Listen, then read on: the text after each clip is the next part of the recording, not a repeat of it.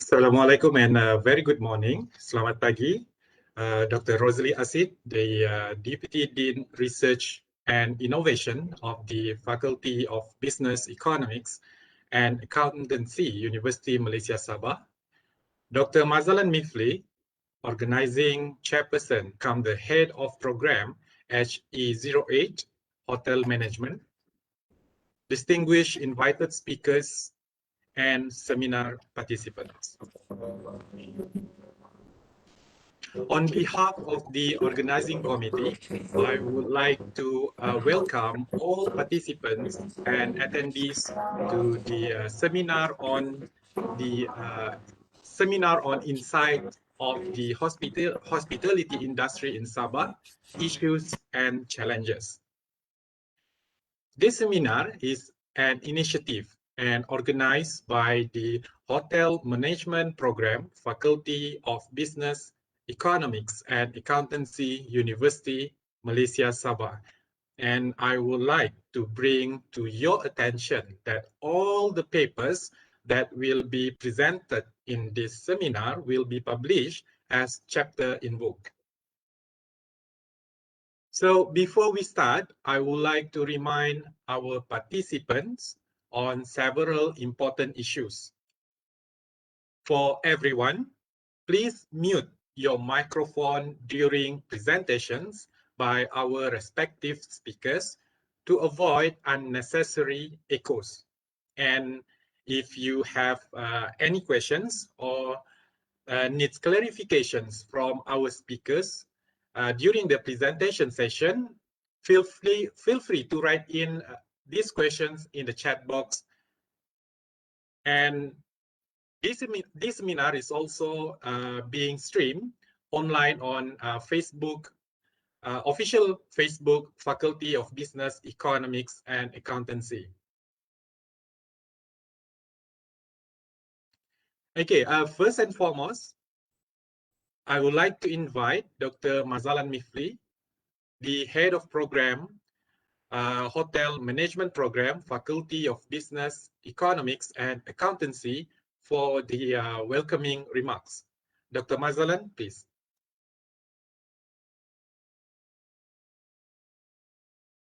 Terima kasih Dr. Bohan selaku MC kita di pagi ini untuk seminar yang bertajuk Insight di Hospitality Industry in Sabah.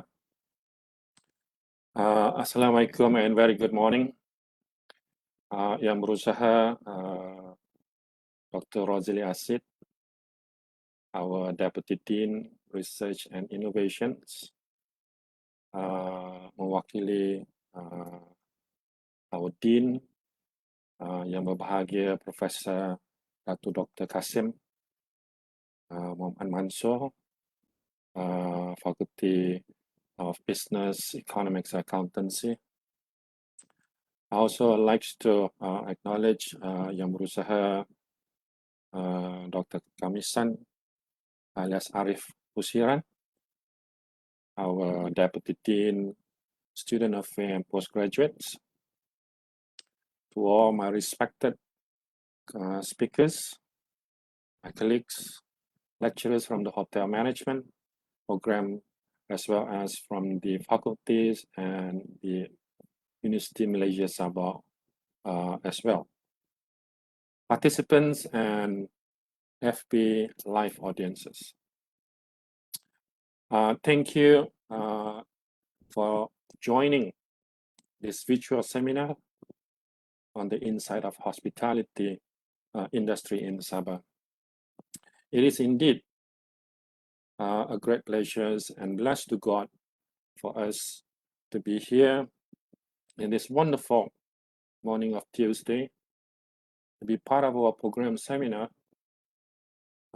entitled Insight of the Hospitality Industries in Sabah. First and foremost, allow me to provide a brief background about this seminar. This seminar is basically about our book entitled The Insight of the Hospitality Industries in Sabah, that was initiated by Dr. Juliana Langer. The aim of this book is to write, our inside knowledge about the hospitality industries in general, and particularly in Sabah or in Malaysia as well. Blessed to the Almighty, I'm thankful that there are 8 chapters successfully produced by several authors from the hotel management program. And on these occasions, we then stage this seminar by sharing our insight of the 8 chapters in various angles within the industries. I believe that this seminar will give opportunities for sharing and exchange original research, work and opinions, gaining aspirations for future research. Ladies and gentlemen, looking ahead, the future of the industry will inevitably looks different due to the volume of threats. Thus, I hope that this seminar will foster a healthy exchange of discussion and some remedies, perhaps, on reshaping the industries to a better direction as we endure the journeys into the COVID-19 pandemic. Ladies and gentlemen, before I conclude, I would like to take this opportunity again to thank the Dean of the Faculties of Business, Economic and Accountancy, Professor Dr. Qasim Mansur, for his continuous support our program, as well as to all the community members, particularly to Miss Mary, Tracy, and Dr. Andy Tamsang for their efforts and time that they have devoted in making this event a successful one. I also like to take these opportunities to thank to Dr. Asid, Rosalie Asid, our Deputy Dean, Research and Innovations, to be part of us in this morning, mewakili our Dean that is unable to join us because of our prior commitments. With that, I conclude. Have a fruitful seminar sessions, and thank you for joining us. Thank you so much. Thank you very much, Dr. Mazalan, for the welcoming remarks. Without further ado, I would like to invite Dr. Rosalie Asid, representing the Dean, Faculty, Business, Economics and Accountancy, University Malaysia, Sabah, to officiate the seminar on insights of the hospitality industry in Sabah, issues and challenges. Please welcome Dr. Rosalie. Right, terima kasih Dr. Borhan, MC kita pada pagi ini. Terima kasih. Sebelum saya mewakili membuat ucapan untuk seminar pagi ini, I would like to extend Prof. Datuk ucapkan tahniah pada program HE08 atas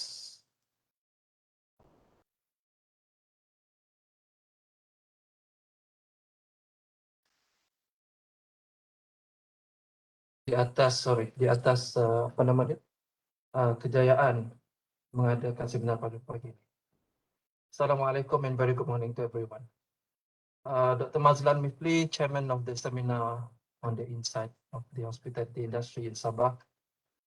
Dr. Kamisan alias Arif Pusiran, Deputy Dean, Student Affairs and Postgraduates, respected speakers, the lecturers from Hotel Management Program, participants and our FB Live audiences. Thank you all for joining this virtual seminar on the insight of the hospitality industry in Sabah this morning. My sincere congratulations to the organizing committee for the efforts in making this seminar a resounding success in terms of participation and organizational professionalism. Ladies and gentlemen, tourism and hospitality are Sabah's third largest and one of the important income generating sectors, which supports more than 80,000 jobs. And this industry plays a vital role in Sabah economy. Prior to the pandemic of COVID-19 in 2018, Sabah received 3.9 million tourist arrivals that contributed around 8.3 billion or 44% its gross domestic product. Given the significant contribution of the hospitality industry to Sabah, this seminar is timely with the goal of exploring, discussing, and sharing knowledge on the trends that shape Sabah hospitality sectors. Undeniably, the global pandemic COVID-19 has impacted the whole nation, and tourism receipts worldwide are not expected to recover until 2023. The outlook for the hospitality sector remains highly uncertain, and with this seminar, it hopes that it can be a guideline in building the overall tourism strategies and incentives for hospitality industry in the future. We are lucky as today's presenter will be sharing their research on some hospitality insights, ranging from accommodation sector, such as peer-to-peer accommodation and budget hotels, food service sector, such as kopitiam and street food. More interesting topics will be presented on the governance of the industry and the employee that makes the contribution to the success of the industry. Ladies and gentlemen, this seminar is an opportune time for all of us to make the first step towards sharing and exchanging of knowledge, ideas, and experiences that can make the hospitality industry, specifically in Sabah, a success. I sincerely believe this objective can be achieved from this seminar. I would sincerely like to wish the seminar on the inside of the hospitality industry in Sabah success in achieving its goal. On that, gentlemen, I take great pleasure in declaring with lafaz Bismillahirrahmanirrahim the seminar on the inside of the hospitality industry in Sabah officially.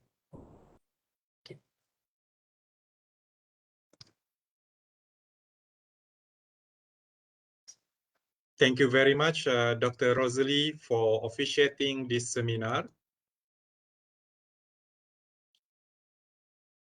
Now it's time for the presentation by invited speakers. So I would like to remind all speakers, okay, you are given 15 minutes. Okay, you are given 15 minutes for presentation. And I will give a friendly reminder in the last 3 minutes of your presentation. For the participants, if you have any questions, please post your question on the chat box and I will address the questions at the end of the presentation session. Okay, I can see Mr. Yuzaini is ready. Okay, without further ado, I would like to invite the first invited speaker, Mr. Yuzaini Janin. Mr. Yuzaini pursued his tertiary education at the undergraduate and master's level, majoring in tourism and hospitality at UITM and Griffith University. He has involved in various research and consultation projects related to sustainable accommodation development, diffusion theory, ICT in tourism, and hospitality and community-based tourism development. Mr. Yuzaini, please. Okay, thank you very much, Dr. MC for this morning. Assalamualaikum and a very good morning to all. Salam sejahtera. My name is Zaini. So I'll be presenting on the topic of governance in Sabah and its relation to budget hotel sector in Sabah or in Malaysia specifically. All right. Okay, let me set up this. Okay, can I just confirm that you can see me? This Yes, we can see. We can see. All right, okay. All right, okay. Let's go. All right. The topic that I would like to share today, it's on governance of Sabah tourism industry and its implication to budget hotel segment in Sabah. So this is not. This is just. This is not based on. This is not a research presentation, but rather the findings that I will share later on. It's based on the much of it. It's based on our findings, based on our 2019.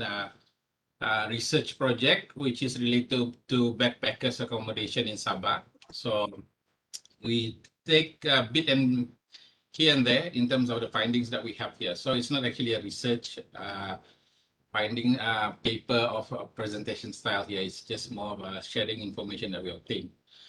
Okay, governance. All right, Sabah. It's before we proceed to look into Sabah specifically.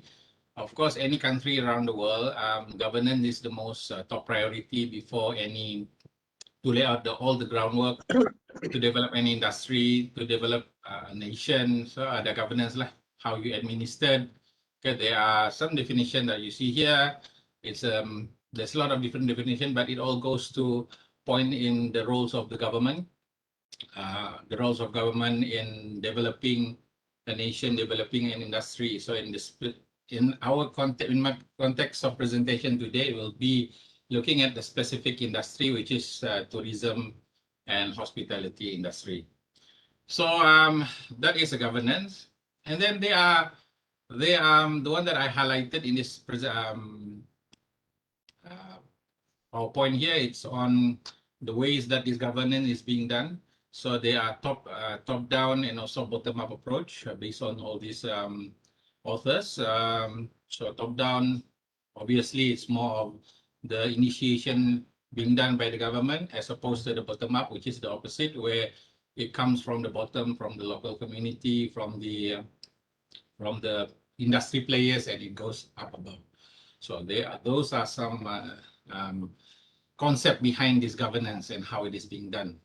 So I'm going to jump straight to Sabah. Why we do Sabah? Why I present about Sabah? Other than we are from UMS and obviously from Sabah, but actually Sabah, in terms of Sabah, when we are focusing in tourism industry, it started way long time ago. Later, I'm going to share. Sabah Tourism Board has been in existence since 1976, before I was born, actually. So tourism in Sabah has come a long way. Okay, so in terms of what we have observed today, up to this very point in time, it takes a long period of life cycle to reach at the market or the achievement that Sabah has come so far. So it's actually a very fascinating yet intriguing things to see. So that is why we choose Sabah. And of course, budget hotel is really obvious because later I'm going to show in the presentation, a subsequent slide, that budget hotel represent most of the market, the industry players, service provider here in Sabah and obviously in Malaysia as well. Okay, this is a source from Sabah Tourism Board to see this related to the annual visitors of Sabah. So we have been yearly proud about this encouraging increase on the tourist arrival, the visitors arrival. So since the data that I have here, 1998 to 2000, prior to the pandemic, obviously after the pandemic, it has declined significantly, but it has shown an incremental trends of growth in terms of the arrival. So there's a composition of domestic and international, where in Sabah, domestic is mostly headed by Oriental market, the Chinese from China, Taiwan, Korea, all this market actually dominant in Sabah tourism industry market. Okay, so this is just to share the trends of some evidence that we are enjoying actually a lucrative trends of tourism in Sabah up until the COVID. So before we proceed in depth in terms of my presentation in the scope of accommodation, specifically on budget hotel, so I would like to share about the accommodation sector classification scheme. In Malaysia, in general, the way that the government classify the accommodation sector, there are two. which is the one that formal one that I present here. It's on the rating classification scheme. So in Sabah or in Malaysia, we have rating, star rating, and also ORCID rating. Okay, star rating, it's those under hotels which is classified as 4 to 5 star. There's no 6 star or 7 star. Okay, if in the context of what we do for the formal classification. For budget hotel or for the 3, 4, 3, 2, 1 star and above, they are lower tier. Later, I'm going to talk about that. But we do have ORCID rating. This ORCID rating is mostly for budget hotel. Okay, the difference between these two ratings are in terms of the facilities, amenities, services that they provided, and also in terms of rooms. There are criteria being set out if you want whether you are classified under rating and also star ORCID classification. So this is under the jurisdiction. This classification, it's by Ministry of Tourism, Art and Culture under its licensing division. So basically, all must register with MOTEC in order for you to get access to MOTEC assistance in that matter. So that is just to give some context in terms of how accommodations are being categorized in our country in Malaysia, that was. Okay, all right. So in terms of comparison, where do actually budget hotel comes from? So actually, it is not being widely publicized. Maybe actually the budget hotel up until what I have here in this slide here, it's actually categorized under 2 and 1 star. But actually, until recently, if I found out actually the budget hotel also have been classified. 3-star hotel also has been classified as in the scope of budget hotel. So this this definition of budget hotel actually comes from MOTEC as well. In my full paper, I've explained it where it comes from. So we do have this scope of budget hotel, which ranges from 3-star to 3 ORCID. The ORCID rating, they only have 3 tier, 1 ORCID, 2 ORCID, and 3 ORCID. Whereas the 5-star, they are the 5 like 1, 2, 3, 4, and 5-star. So that is if you see the composition here. If you put aside the 3-star into the budget hotel, obviously it will have a very significant numbers of accommodation that falls within these two categories. Okay, so that's why budget hotel actually they are definition of it, but I'm just going to proceed because we are trying to look at the time here. All right, so in terms of governance, we look at it at the federal level for tourism, and of course, tourism industry has a lot of components. So I'm just going to focus those agency or government that has directly linked with tourism and accommodation, specifically budget hotel. So at the federal level, we do have Ministry of Tourism, Arts and Culture in Putrajaya, the office in Putrajaya. And under Ministry of Tourism, Arts and Culture, we have what they call the marketing arm, which is Malaysia Tourism Promotion Board. So famously known as Tourism Malaysia. So this is in the federal level. All right. So in the state level, we do have also ministry, and then we call them Ministry of Tourism, Culture and Environment of Sabah, KEPKAS. It's in Malay, but normally it's being used widely. Kementerian Pelancongan Kebudayaan dan Alam Sekitar Sabah ini di Sabah. So under state level, KEPKAS, that is where we can find the Sabah Tourism Board. So started way back in 1976 with, I think the names are STPC, if some of you remember, kan? Sabah Tourism Promotion Corporation before it moved to Sabah Tourism Board. So it has a long history in marketing of Sabah back maybe decades ago, 33 decades ago, for example. So that is in the state level. And then at still in the state level, but it's in a more local level, which is the local government and authority. So this is where we get the Dewan Bandaraya, the city council, we have the municipality, town board in Kudat, and also municipality, and also all the district offices. So under here, actually the local government is the one that holds all the licensing. If you want to open a business in hotels or specifically, you need to deal with all the licensing first, the trading licensing from local government actually. So in comparison with the state and also the federal level, they don't directly deal with all this accommodation. especially budget hotel, because most of these budget hotel, they don't build on land. Some of them they build on land, but not many, but they are built on existing shop lot, for example, they renovated it. So they don't actually have direct link with FPEP or Motek. So normally most of their dealing is with the local government. And under this local government specifically, you see down here district, they actually have this Tourism Action Council. This is what it means. This is where the point of contact within the industry player would ideally be. So it is under the Tourism Action Council, but the activeness of this Tourism Action Council, it depends on each of these local government or local authority. Okay, so within this context, in order to link with the industry player, we do have in Sabah, we do have association, persatuan. So of course at the federal level, Malaysian Association of Hotel, MAH, and Malaysian Budget Hotel Association. These are the two associations which is recognized by MOTEC. Means that when I say recognize, it is like you need to be part of this member in order to reach out to MOTEC to get all the necessary, like anything that they offer. So if they offer assistance, all this, you need to become the member of this, either Malaysian Association of Hotel or Malaysian Budget Hotel Association. But in the state level Sabah, we do have Sabah Hotel Association, SHA, and also Sabah Backpackers Owner Association. This is actually Sabah Backpackers Owners. This is what we discuss much more in our paper based on our study. So this is actually a fragment of budget hotel, which they think that they're much more presentable if they were to be at their own association. Because Sabah Backpackers, as you know, the terms definition of budget hotel would require a specific different type of accommodation requirement catering for specific market, backpackers, sharing amenities, hostel, bunk beds, all those. And then we do have the Sabah International Hotel Association, but as I've checked in the ROS, Registers of Association, if I'm not mistaken, it's not active anymore as of last month.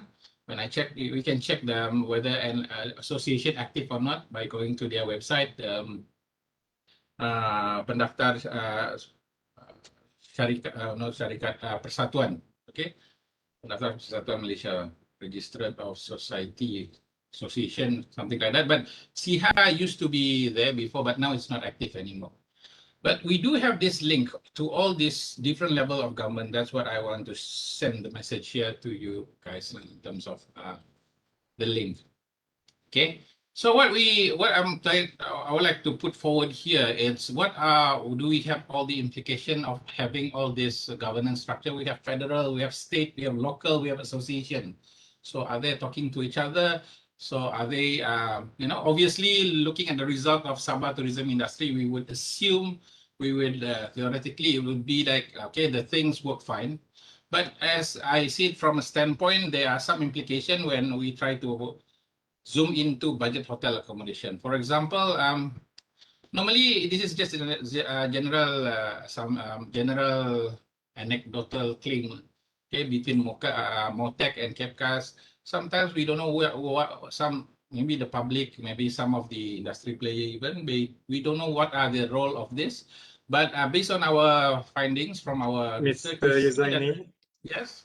Yeah, sorry to interrupt. You have another 3 minutes left. Yeah, thank you. All right. Okay. Thank you very much. So MOTEC and KEPCAS in the federal, in our state scenario, MOTEC role is more of a supporting to the state initiative headed by KEPCAS. And so as local authorities have the most power, like the local council, okay, and then we need to have it clear. And then we have STB and Tourism Malaysia. Actually, they are much more on marketing. Normally, these are marketing arms. So they don't do like cruises, courses, they more on promotion. And of course, the association, okay, the association, there's an issue about representativeness within association because we are so like fragmented, this accommodation sector, they have a lot of different variety of accommodation that need to be represented, that think that they are underrepresented. So there are some of these things happening around. All right. And then after that, there are implication of the budget hotel segment. There are some other organizations as well, which is not directly linked to tourism, but they actually contributed a lot to the development of this sector, such as this is amongst other that you UNB, MARA, and Infra. So they do give provide assistance in terms of financials, grants, all these things. Same as also MOTEC. Okay, they do provide all this, but there are other one that's much more closer to the local community. So basically, as a conclusion, when you look at Sabah, okay, it's a very progressive state where we have reached our peak of our tourist arrival.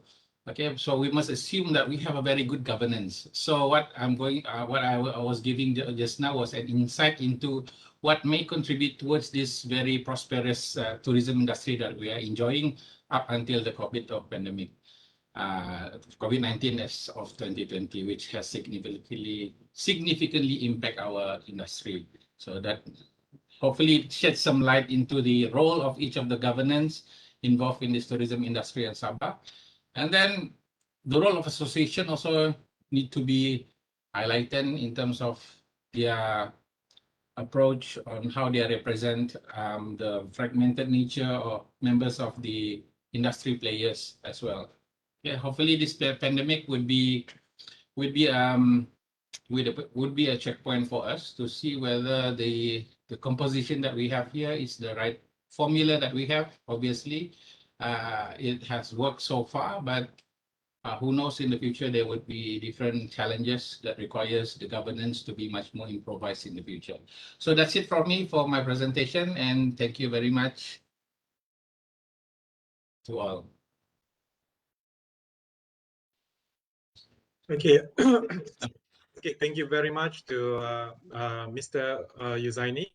Okay, next presenter is Dr. Izyanti Awang Razli. Dr. Izyanti obtained her PhD in Hotel and Tourism Management from University Technology Mara, UITM. Her current research focus is in tourism and hospitality management, specifically looking at management, strategy, operation, and consumer behavior in peer-to-peer accommodation. Dr. Izyanti, over to you. Thank you, Dr. Borhan. Good morning, ladies and gentlemen. Okay, let me share my slides first.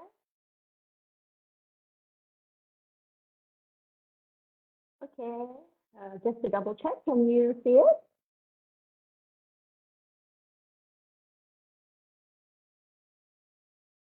Yes. Okay, thank you.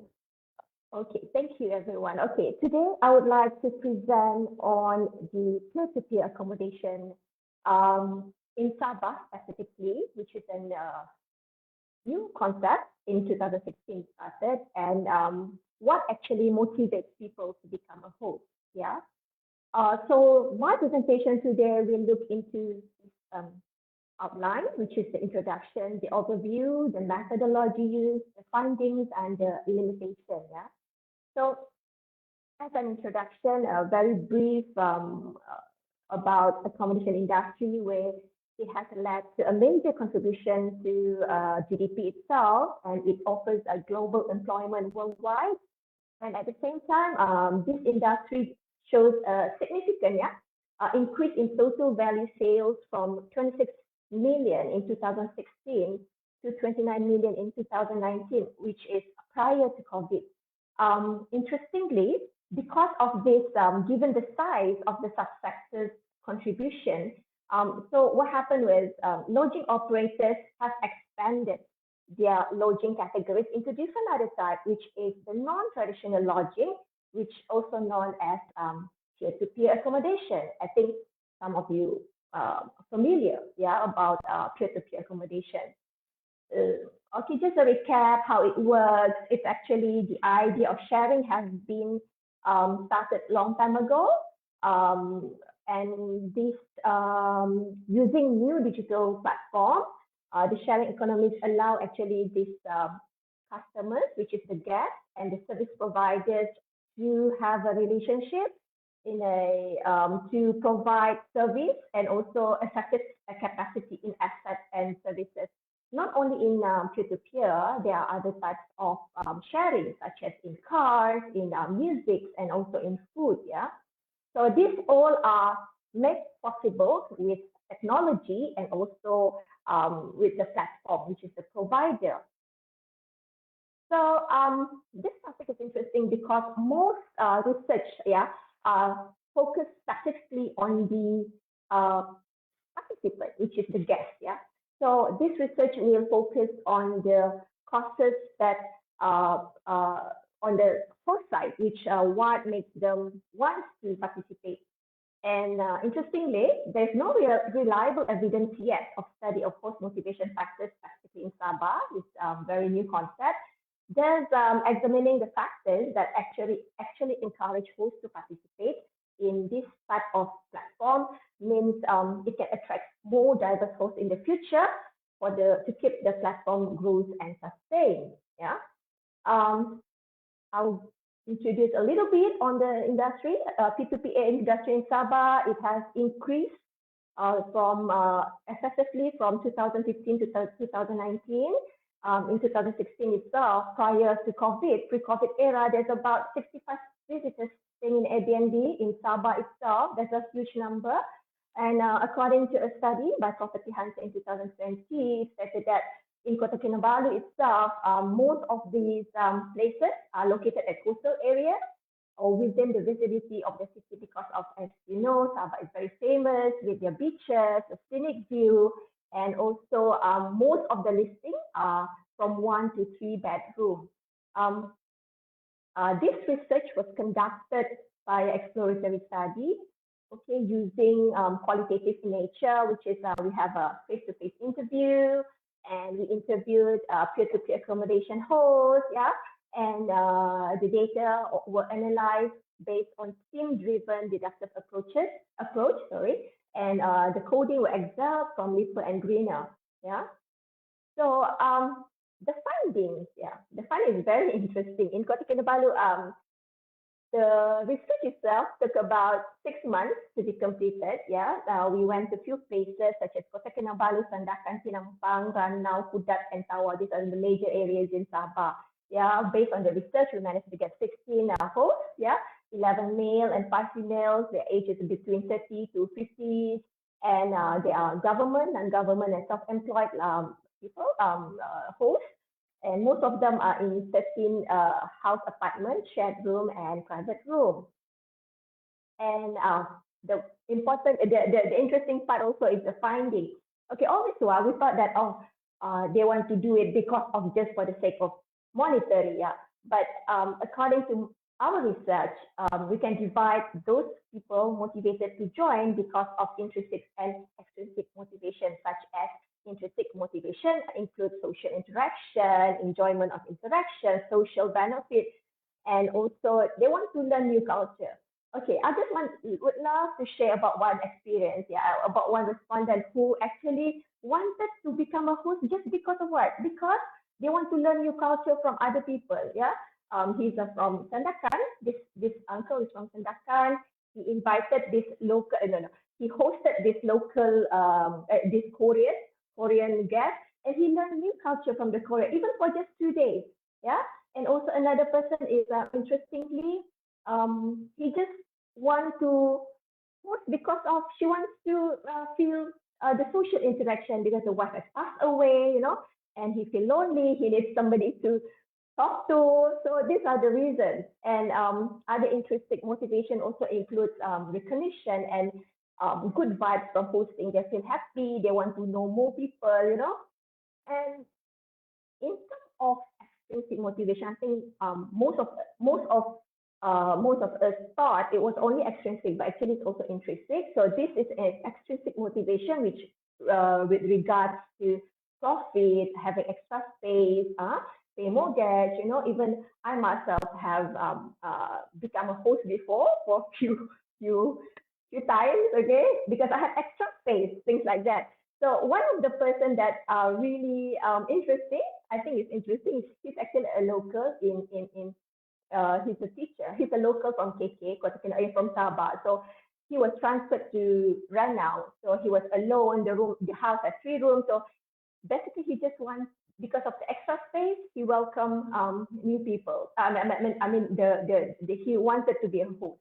So there's a various reason, why this host wants to actually do hosting, which inclusive of all of these reasons.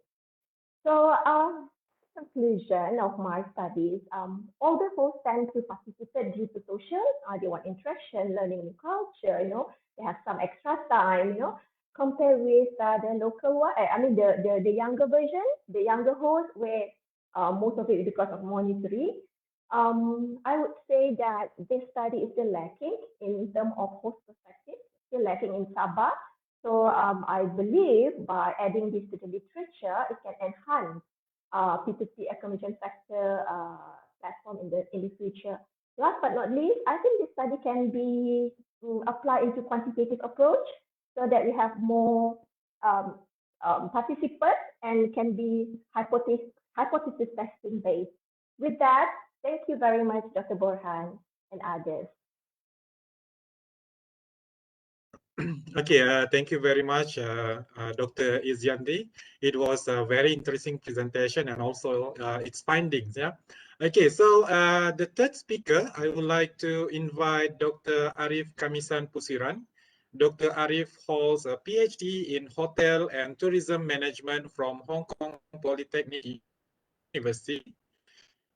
Dr. Arif is currently a fellow in Small Island Research Center, SIRC. Over to you, Doctor. Thank you, Dr. Borhan. Okay, let me share first.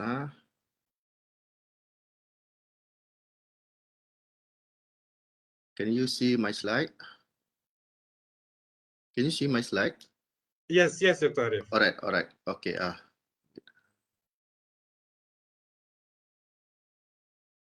right. Thank you very much, Dr. Borhan, chairperson for this seminar. So now it's my turn to present my presentation.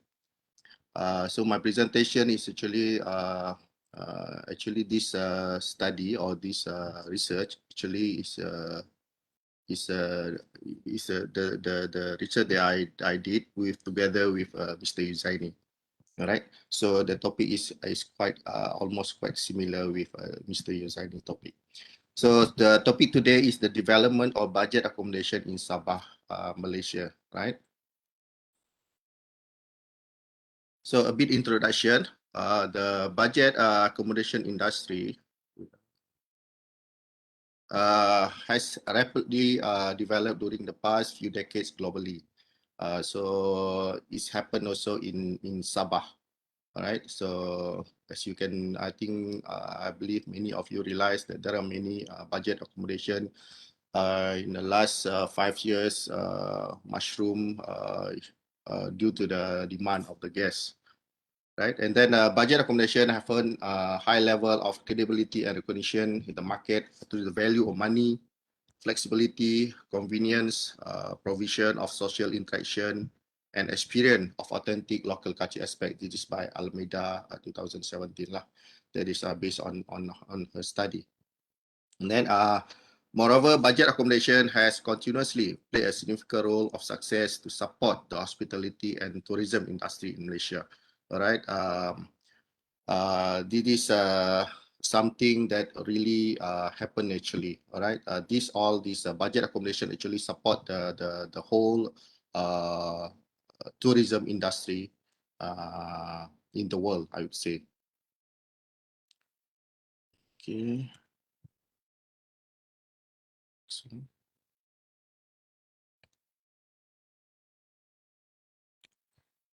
enter. Okay, the budget accommodation rating. Ministry of Tourism, Art and Culture has introduced the accommodation rating classification scheme or hotel classification scheme. The scheme used the categorization of OCAD rating and star rating. So the OCAD rating classification used 3 scale rating, which from 1, 2, and 3 OCAD rating. While the star, I think for hotel, so they classify by 1, 2, 3, 4, and 5 star rating. So the OCAD scheme has been formulated for those hotels that does not qualify for star rating.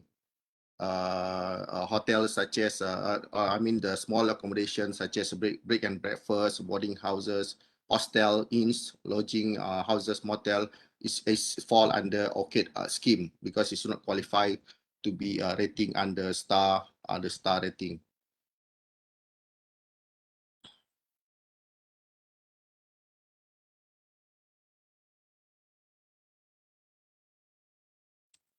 I have a problem in this. I don't know how to press next. Dr. Andy, can you help me how to press next? There's an arrow. You can use the Arrow. arrow yang kanan tu. Arrow. On your keyboard. Is it okay? If not, I can help you to share Yeah. your slide. Yeah, can you help me to share because I cannot. I press but then it doesn't work. All right. Give me a few Okay. seconds. So this is the example of budget accommodation in Sabah. All right, we have many, but mostly all this budget accommodation is in the shop houses, right, or in the standalone building, but in a very small capacity. All right, so this is the numbers of accommodation in Sabah registered with MOTEC. So I make a comparison between 2016 and 2020. If you can see here in this statistic, it shows that ORCID hotels numbers is 121, but it was decreased to become 110. All right, in 2020. All right, so this is so some decrease, right, in terms of the numbers of players, the small budget accommodation in Sabah. So,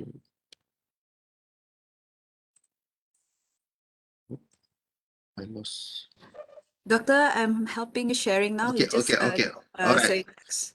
All right, so there is the tourist arrival in Sabah, 2016-2020, right? I think based on the presentation earlier by Mr. Uzaini, it shows that the tourist arrival in Sabah is very good. Unfortunately, after 2019, I think due to pandemic COVID-19, so we show very huge decrease, right? Now I think it's almost 76%. I mean, the percentage have been reduced to almost 76%. All right, because in 2019 we recorded about 4 million, and then suddenly in 2020 become 900 over visitors only, right? So next one, next slide. So this the finding of this the study. We say that the development of budget accommodation industry in Sabah show improvement, especially toward the 2-star rating. All right, there is a proof on that. And then the numbers of ORCID rating accommodation have decreased tremendously, which shows some of the operators have closed down their business due to being unable to maintain in the industry. And then lack of experience in operating budget accommodation, lack of adequate business skill, insufficient resources to survive in the market, lack of government support in terms of funding and training might be related to the decreasing numbers of budget accommodation in Sabah. And then the last one, the extreme decrease in numbers of tourist arrival in 2020 due to pandemic COVID-19 has increased the closure numbers of budget accommodation in Sabah. I think I show you in the slide, earlier slide, the numbers have been decreased, right? The numbers of budget accommodation in Sabah has because some of them closed their business, right? So next one. So the future growth of budget accommodation we face challenges due to the uncertainties of the global economy and crisis, right? Many things happen in this world nowadays, so it's very probably will take some time before we get back to the normal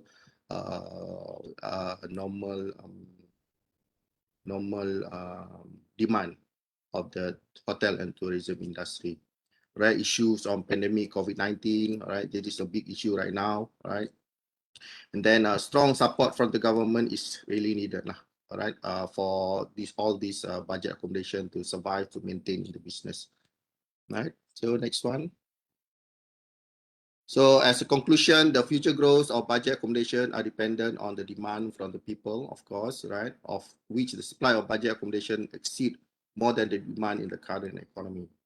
Oversupply of budget accommodation will bring the price war between the operators, and then it will benefit, of course, to the visitors, to the customers, right?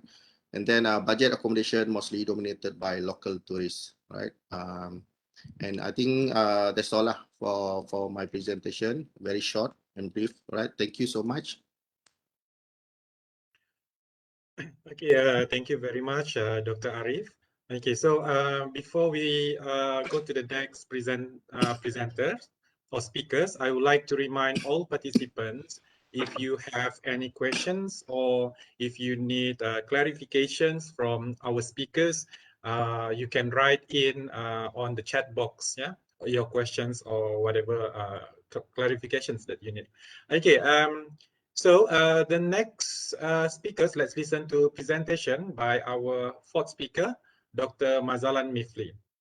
Dr. Mazalan obtained his PhD in Food Service Management from the University of Technology Mara in Malaysia.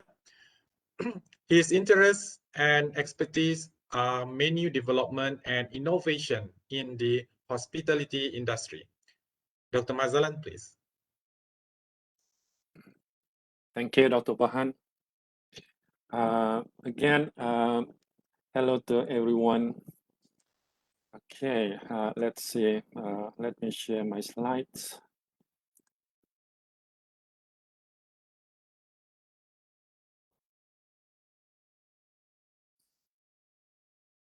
Okay, this is my slide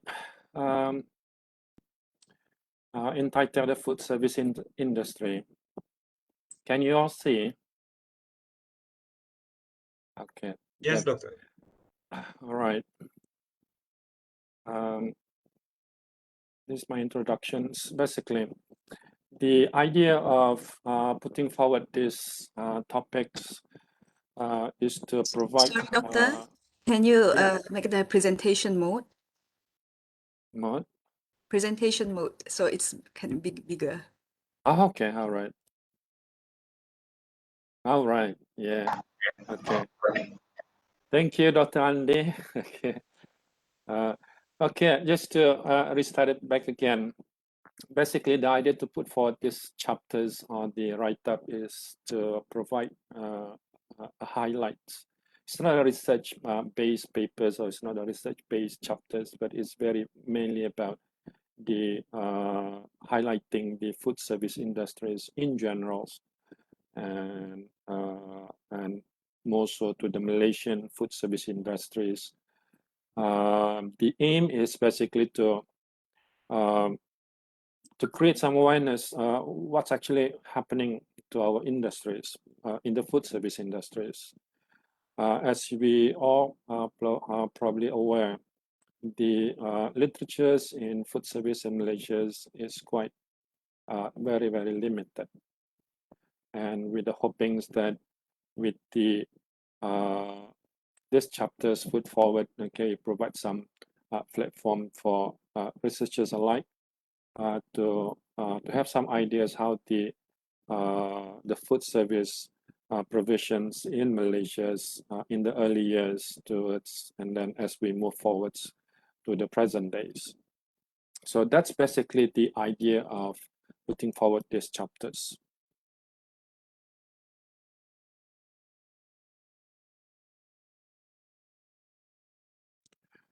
Okay, so let's look at the development of food service in Malaysia. So here I put into 4 stages. Basically, before the 1980s, in the 60s, 70s, or as we move forward to the 80s, long time ago, the food service industry's provision in Malaysia is very much traditional. We see lots of coffee shops and lots of warung, stalls, kiosks. Basically, that's the food service provisions in Malaysia. Even until now, we do see lots of these traditional coffee shops. We call it coffee shops or kedai coffees, and then stalls, mama stalls. All those stuff are still very much alive in Malaysia's up until today. As we move forward to the late 1970s and the early 1980s, we began to see some changes where the importations or the influence of the fast food industries, modern type look food service provision start to emerge in the late 70s. We saw KFC. Of course, we don't call it a KFC in the back in the old days. We call it Kentucky Fried Chickens. First emerged in Malaysia, in Kuala Lumpur in 1973. And then, of course, we do have some locals, food service businesses, mimicking the chain Western image, like the Mary Brown sugar buns, which these were the early establishments back in the 1981, and then McDonald's came to Malaysia in 1982. Okay, there's a missing 9 there. So these were the early establishments in the late 1970s and also in the early 1980s. But of course, as we move forward, okay, the number of Western food service concepts okay, begins to flourish up until today. Okay, and if we see the current situations, there's a very, very strong growth of this modern type of establishments, particularly in the big cities in Kuala Lumpur, JBs, and Penang. Just to a little bit stories, okay, especially in Sabah or in Kota Kinabalu, okay, we hardly see some of this modern food service in the 80s. We don't have that. We do have, but very much independent type. But even until the late 90s or beyond that, okay, the chain restaurant like Starbucks, okay, they came here quite late, despite the fact that they have been around in Malaysia for several years. What does that tell us? It tells us that the buying powers of this type of establishment is still very much slow. It's still lacking in Sabah. And that's the reason why they came a bit late. It's not that this type of business is not lucrative. It does. But it's just that the popularities, okay, is growing, but it's just that the consumers in Sabah or in Kota Kinabalu in particular are still not that huge, it's not that big, and that's the reason why they came here a bit late. Okay, so these are the just to recap the new product developments around in Malaysia in general. So, okay, we see there are quite a number of traditional food service provisions, the one that I just explained earlier. As we move forward, we have begun to see lots of systematic independence or even chain business service provision concept emerge in Malaysia.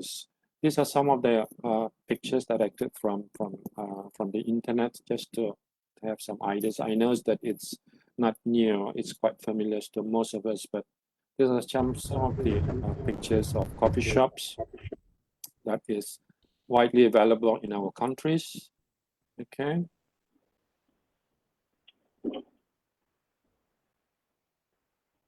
And these are some of the leading chain food service industries. Okay, I provide 3 logos, but I'm going to close here and I'm going to show because the slide that I'm going to show it to you. is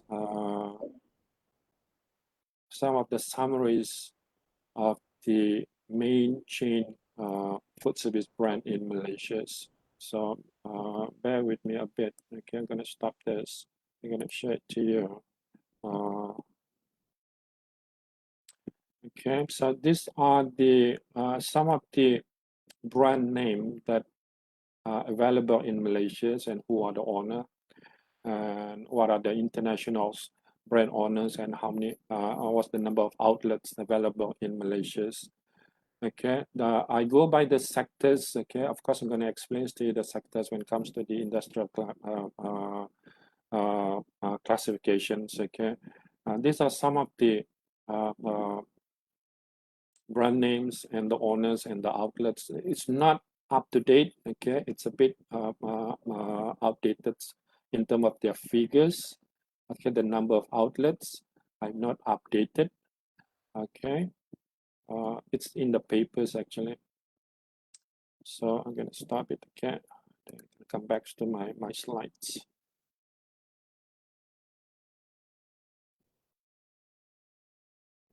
Okay. All right. Okay, so let's talk about industrial classifications. Okay, I'm going to go quite quick here because our time is not on my favors. But basically what I'm trying to share here is that in most industries, okay, they do have some industry classifications. The one that I'm showing to you in my slide here, okay, this I got from the United States, from the Americas, and from the UK. It's basically what it tells here is that every food service industries, they do have subsectors, and all these sectors are differentiate based on their SIC classification and what would be the differentiating factors that classify each of their type of sectors and what will be the characteristics which you can see from my slides. In Malaysia, we do have the MICS, okay, of course we do have. After I've gone through a little bit of secondary research, it appears that the Malaysian industrial classifications is more towards on economic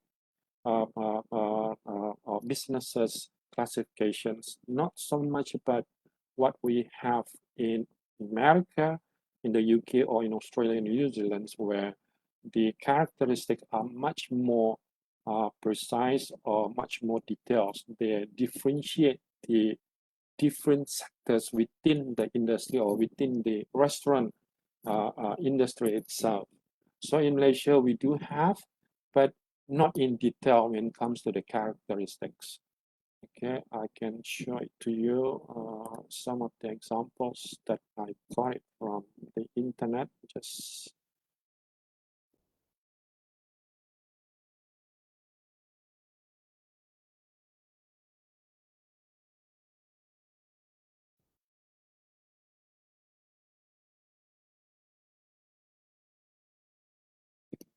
okay, these are the from the Department of Statistics. They do have some codes and classifications. And for those who are interested, okay, we do have that here, but it's a bit outdated. Okay, I've tried to get some of the latest Malaysian Standard Industrial Classification, but so far it's only up to 2000s, and you can key in the whatever sectors that you want, then they will generate some of the SIC classifications, but it's not as detailed as what I'm trying to share here in my chapters or my write-ups. Okay, this is just an example, just for sharing purposes. So I'm gonna stop. I'm gonna come back to my slides. Then I'm gonna wrap it up. Okay, very soon. So in Malaysia, okay, we only have 4 classifications, okay, sectors. So far as I know, okay, as I know of, okay, we only have 4 sectors: coffee and bars, FSR, fast food, 100% home deliveries. We do have the self-service criteria, and then a street and store kiosks with what are the subsectors look like, okay. and what are the characteristics. This one I got it from, as far as I'm aware of, okay, it's actually not written in academic ways. It's more of like a report findings from Euro monitors, and that's the reason why I'm hoping with the publication of this book, okay, it provides some ideas to the audience in the research like or in the field like that. These were actually our sectors look like in Malaysia and food service industries. Okay, with that, I thank you. That's basically my presentations for this morning. Thank you so much. Okay, thank you very much, Dr. Mazalan. Okay, I would like to invite our next speaker, Dr. Juliana Langer. She holds a PhD degree in Management Studies from the University of Exeter, United Kingdom. She also an Associate Fellow of the Higher Education Academy, AHEA, United Kingdom. She has published numerous articles highlighting sustainability practices in the hospitality industry. Dr. Juliana, please. All right. Thank you, Dr. Chairperson, for the introductions. Hello and very good morning to all of you. Okay, I hope you guys can see the slides. You can see the slide, Dr. Borhan? Not Please yet. do it again, Doctor, because just now I share your slide, you know. Oh, okay. All right. It's okay. Yeah. Sorry.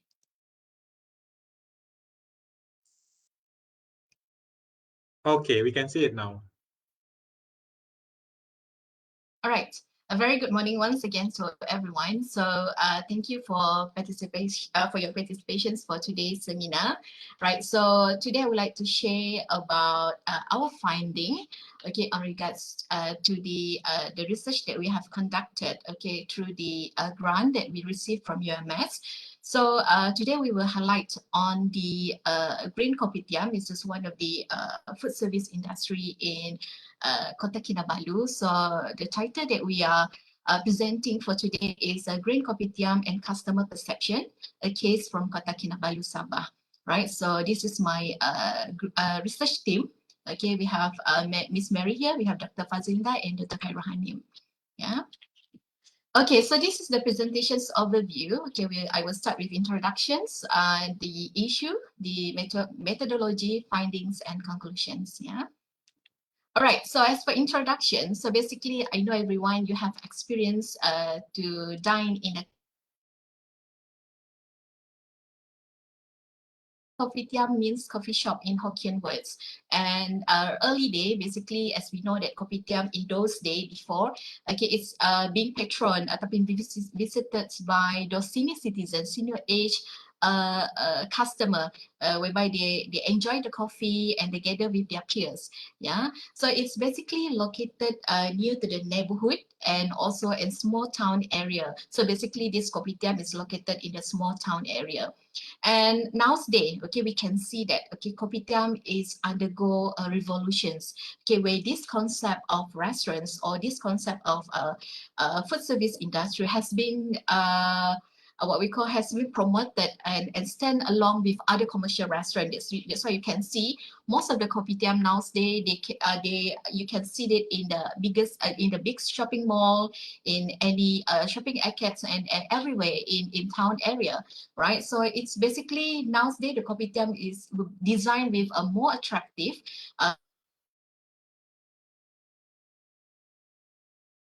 choices from all types of ages. So means that as previously, as we know that it's being patroned by visited by those young senior citizens, kan? So nowadays it's being catered to all ages groups. So even though senior citizens, young adults, teenagers, they love to spend their time in kopitiam nowadays. And although kopitiam has been revolutionized with a modern setting, basically the original features of kopitiam are still retained, are still sustained, and even though it's being modernized. Yeah. And then basically kopitiam is often nowadays, okay, kopitiam is basically a place for people to socialize, to have a casual meeting, okay, by all types of customer. Yeah, although it's being modernized, but however the menu is being served, okay, being served in the kopitiam basically is more into the Malaysian's delicacy, right? Such as nasi lemak, we have char kway teow, we have curry laksa, we have cake and other savory. So this, okay, the unity, the food as a unity is being served in the one roof in kopitiam. Okay, in KK itself, okay, there are 675 kopitiam has been registered with Kota Kinabalu City Council. And basically, when we see the growth and demand of kopitiam in KK, okay, it's been increasing every year. Okay, the demand, this has been informed by the city council. And it is important for these types of coffee shop, this traditional coffee shop, to move toward into sustainable operations. So this is one of the issues. This is from one of the findings that we found in our previous research on regards to this kopitiam issue, yeah, for the green kopitiam issue. And Kota Kinabalu, as we know that Kota Kinabalu were known as one of the hub for tourism in Malaysia, and it should embark on environmentally friendly business operations, yeah, especially in food and beverage industry, yeah. And then the issue here is, okay, kopitiam have become a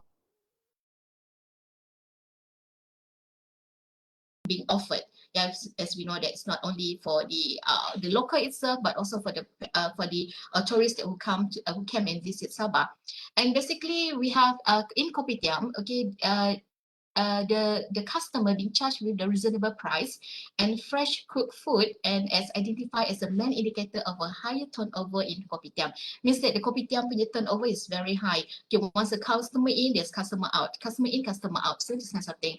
And customer is very satisfied with the service provided by at the kopitiam, okay, because they have directly contact with the business owner.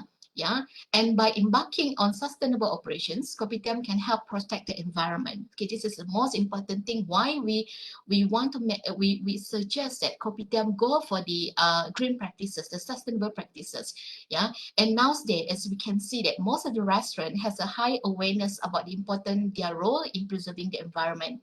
Yeah, and this is from the previous study. Okay, the involvement of kopitiam is sustainable auxiliary operation that have started to embark on sustainable operations has increasing every year. Okay, this is from the National Restaurant Association. So every year, okay, there are a lot of there's a numbers of restaurants has to embark into sustainable operations. Okay, basically operating excessively with a high turnover will slowly destroy the ecosystem.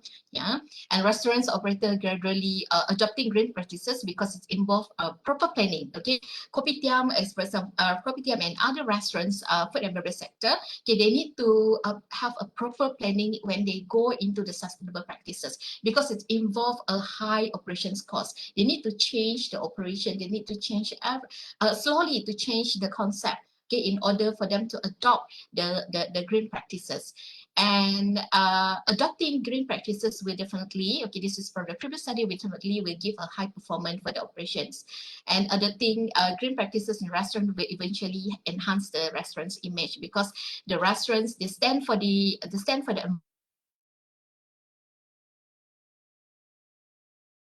as the industry player. Yeah. And then customer nowadays, okay, we can see nowadays there's changing in pattern in customer behavior. Okay, they are more concerned about what happens to the environment, and basically they will go extra further. They will go extra mile in order to reduce the impacts to the environment. This is from our previous research. And green practices in Malaysia are still in early stage. Okay, whereby we can see that more effort needs to be done in order to increase the awareness, okay, among the restaurants operator, in order for getting, and aside that, we need the restaurants operator also need to get a full support and guidance from the government, and need to have a expert in order to monitor the process. Yeah, and the customer need to strongly support the initiative made by this kopitiam in order to make this green kopitiam to be success. Okay, the customer are the one who the one need to play an important role in order to support this concept. Yeah, and without the effort by kopitiam to And as I mentioned, this is our research grant. So basically, we have conducted this research, and we are having 261 customers. And this question has been distributed online, and basically get analysis and descriptive analysis were performed.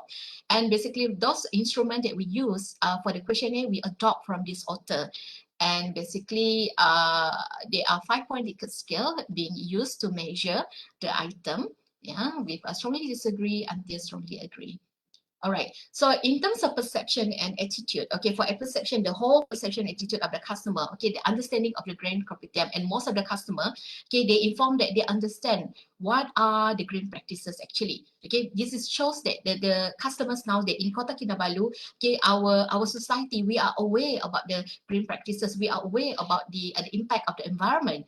And kopitiam in Kota Kinabalu would receive an encouraging response, okay, if the customer were to change to if the kopitiam change to the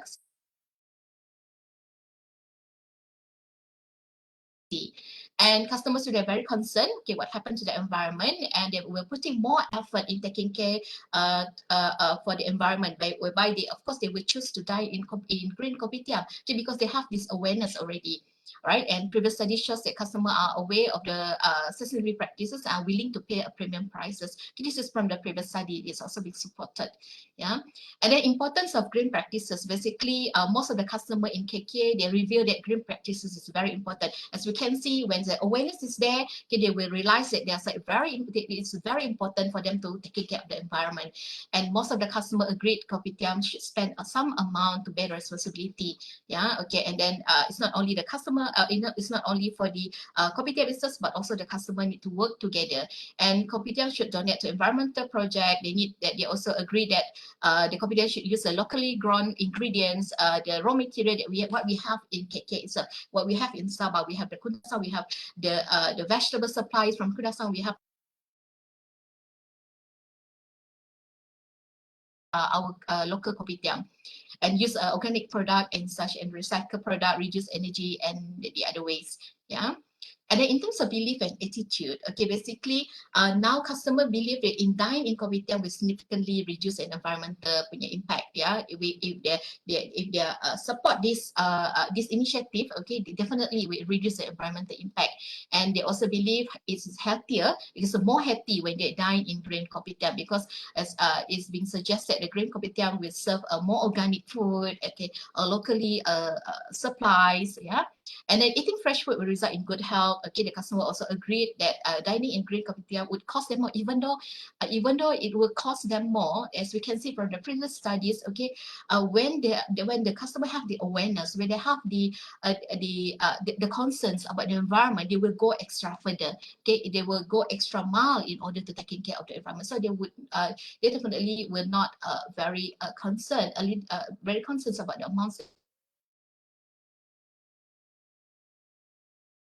issues to dine in a green kopitiam. Okay, this is from the previous research.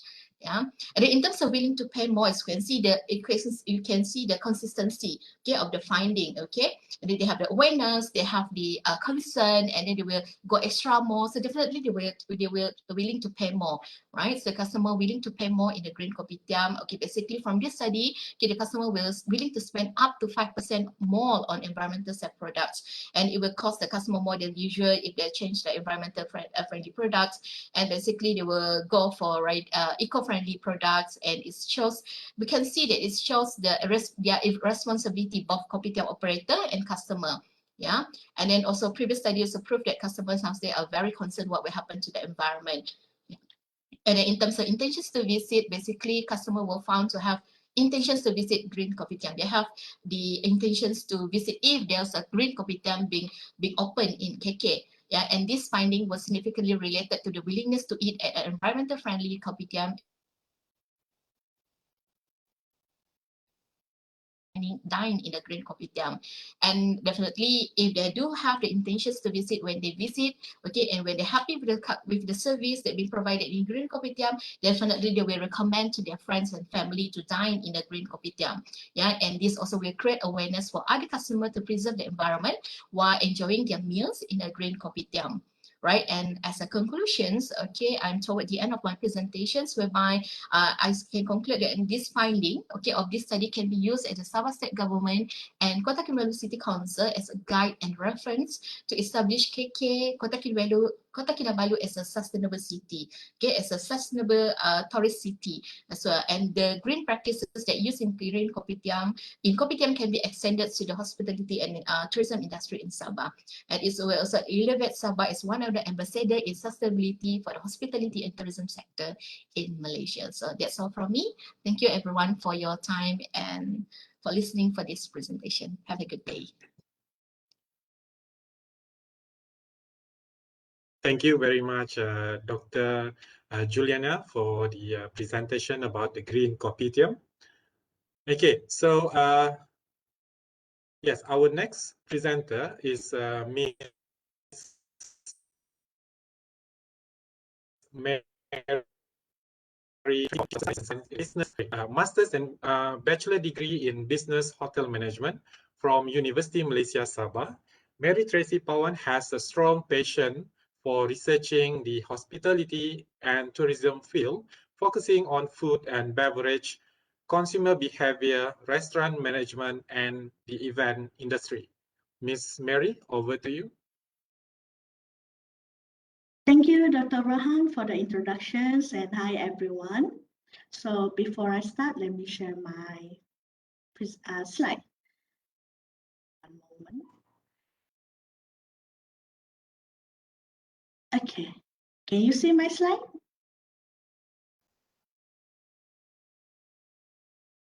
Yes, Ms. Mary. All right, thank you.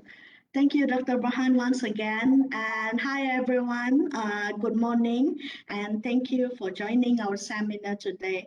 So I'm Mary Tracy, okay, from Hotel Management Program. So this is my topic for today's seminar regarding about street food consumptions in Kota Kinabalu, the role of affections and service quality. For your information, this is just a descriptive research because this is just a part of the research grants. So this grant was grant from the is from UMS under SLB 0199 2019, and this research has been conducted before the pandemic.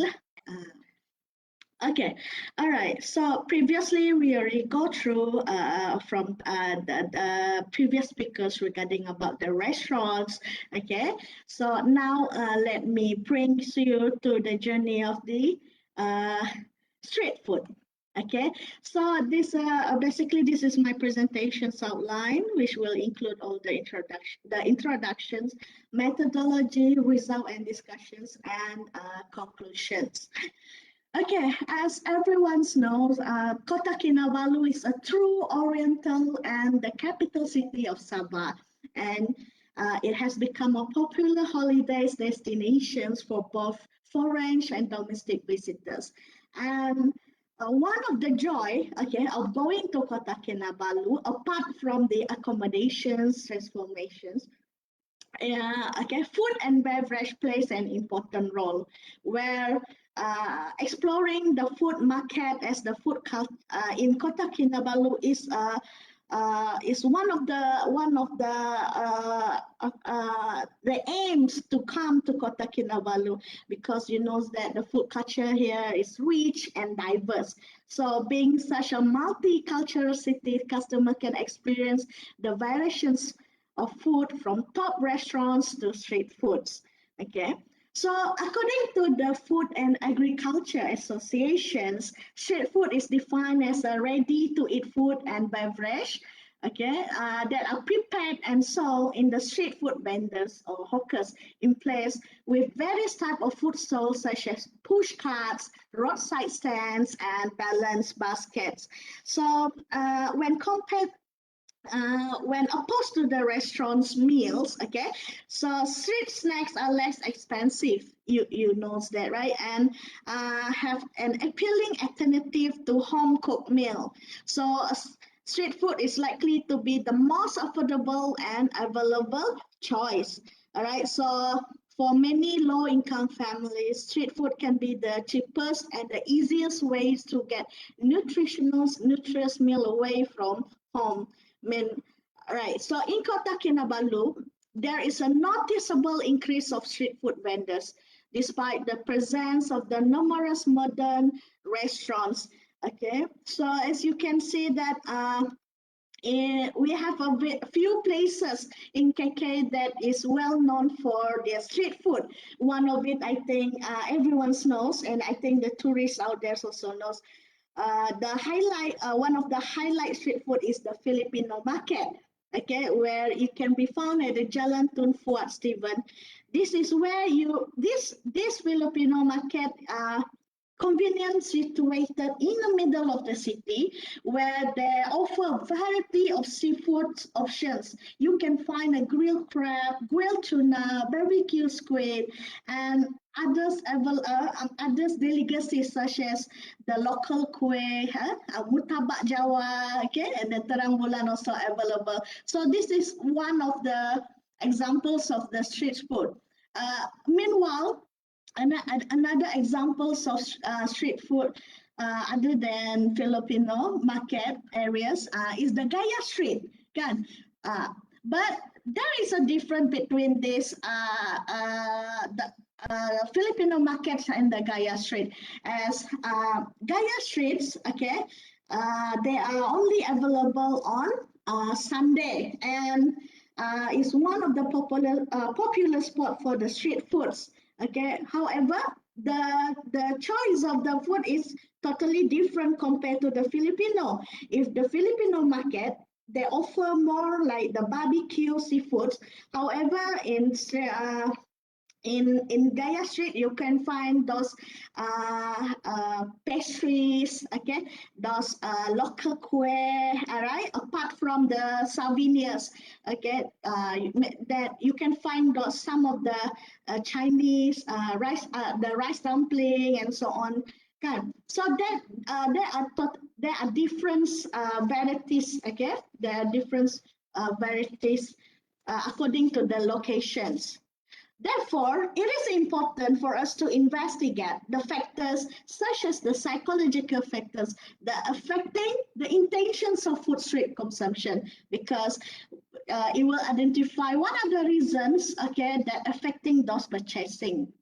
So, objective of this, there are two objectives of this studies. First is to determine the street food consumption patterns among customers, and to determine the role of affection and street food service quality toward the street food consumptions. Okay, so food plays an important central role in society. Sharing food precedes most of the business dealing, and treating or inviting friends and family to dine out is signal of social achievement. And this also supported by the Italian Associations of Street Foods, where street food is a tradition to revive that is inextricably linked to the path and social interactions in which it is born. So street food intend to different paths, okay, related to the common objectives, such as one of the alternatives to globalization, instruments of socializations, where means to do business and communicate with the customers. So this trend goes from locals to visitors, where several studies have been found. Food is one of the most important motivators for tourists to visit Malaysia.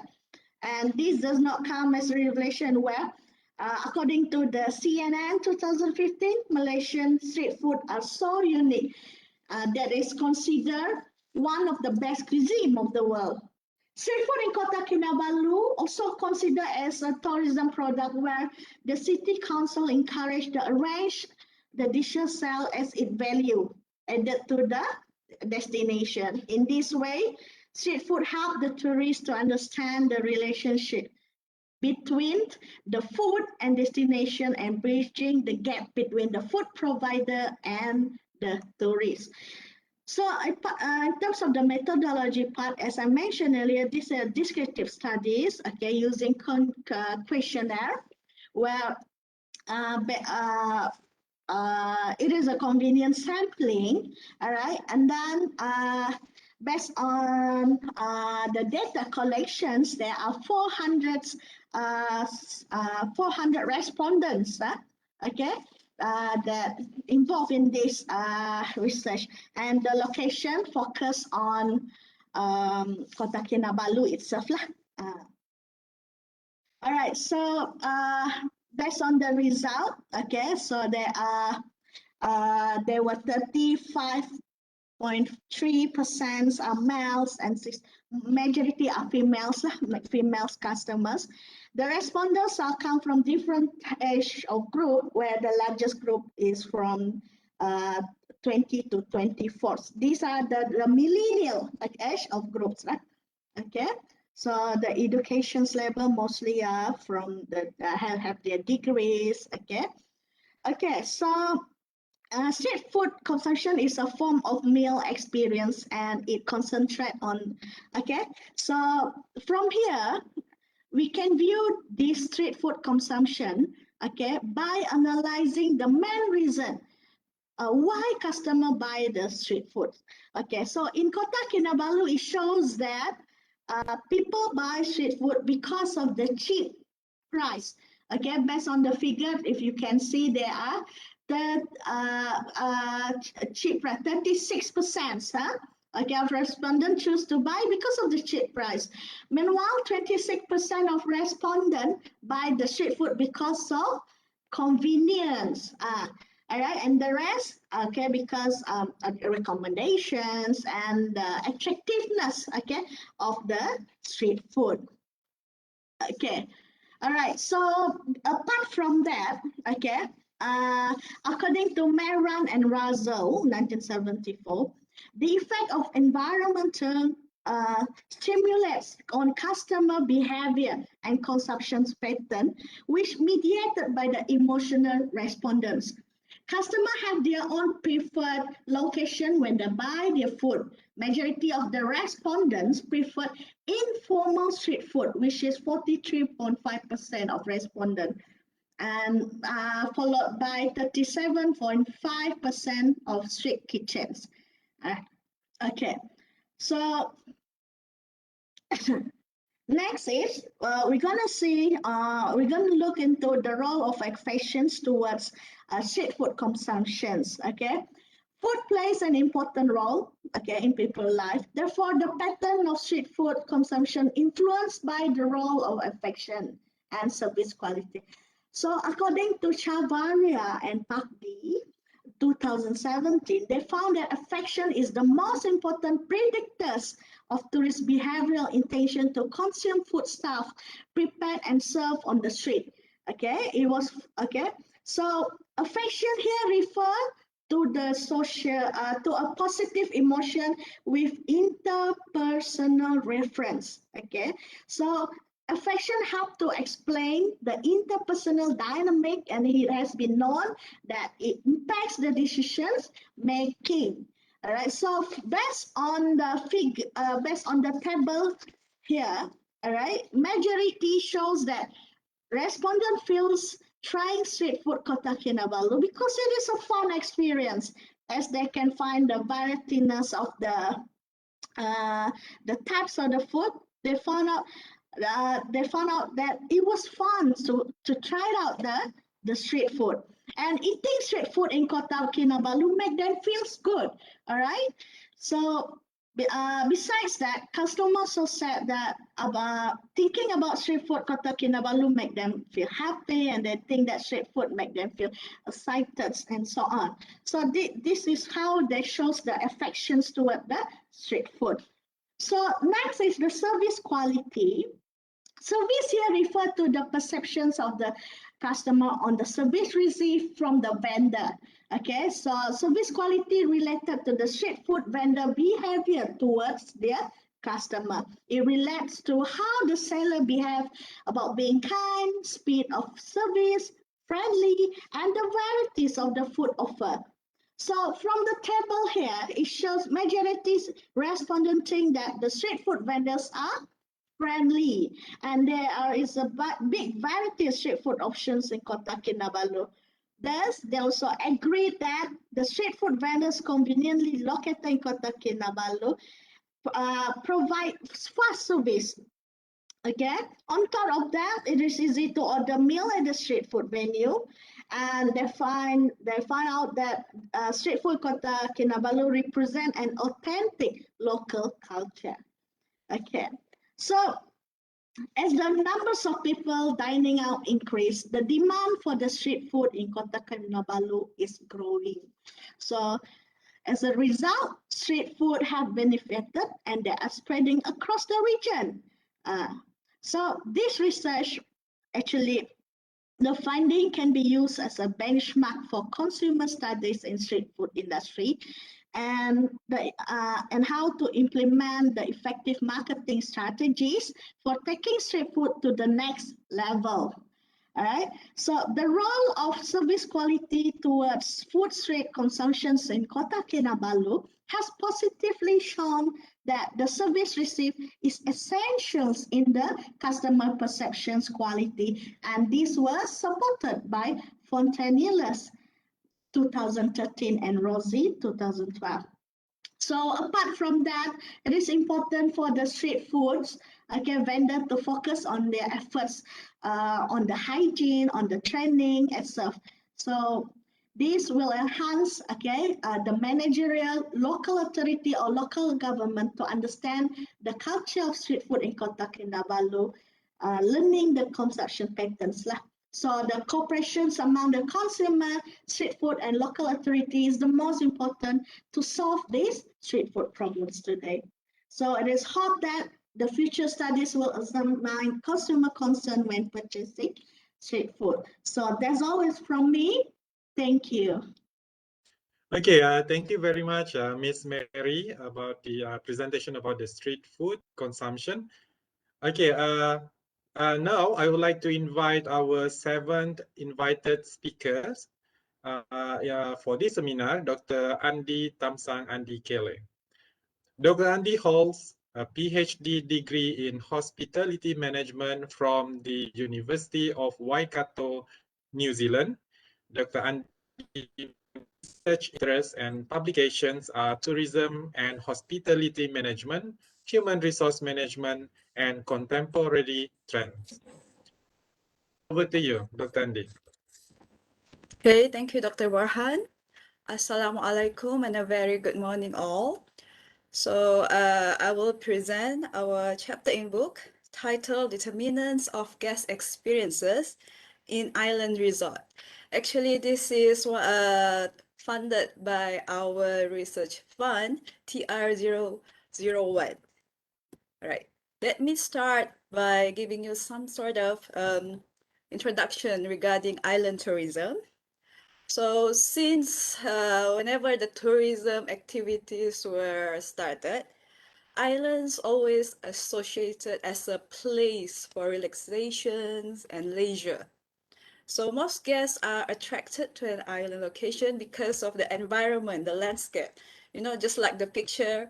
So we will imagine there is a coconut tree, a sandy beach, and because of the weather or climate, the essence of tropicals and exotic, or because of the flora and fauna. Islands also characterized by their relative scarceness. This is due because of their location and limited accessibility. So usually, island resort or the destination costs more expensive compared to the mainland destination. So the island tourism development in Malaysia basically divide into several zones. So in Peninsula, it was divided between the northern and southern region, Sarawak, and also Sabah. And Sabah specifically, it was divided into 3 zones, which is the South China Sea, the island which located there, the Sulu, and also the Sulawesi Sea. There are more than 800 actually islands recorded in Malaysia. And Sabah, this is a fun fact, Sabah actually recorded around 394. This is based on 2019, maybe more now. Has the highest number of islands in Malaysia and one of the most active states in naming the islands. Okay, and other geographical features like the reef. So I think basically this is because of the location itself. So we are facing the three main sea, and we have two very near neighboring countries, which is the Philippines here and also the Indonesia. So in order to support the tourism activity in the island, we need some sort of, lodging and accommodation. And the resort are one of the fastest growing hospitality segment. So people are willing to travel actually because even though it's remote, but they want to have this sort of exotic feelings. They want to try to escape from their daily routine or from the, the city life. And it's a self-contained business organization that provide guests their necessity, such as food, drinks, and all the activities on its premises. Okay, just like I mentioned before, due to the nature of the island resort, limited resources and accessibility, basically the island resort need to go extra. They need to offer extra layer of the overall holistic experience to gain the guest satisfaction.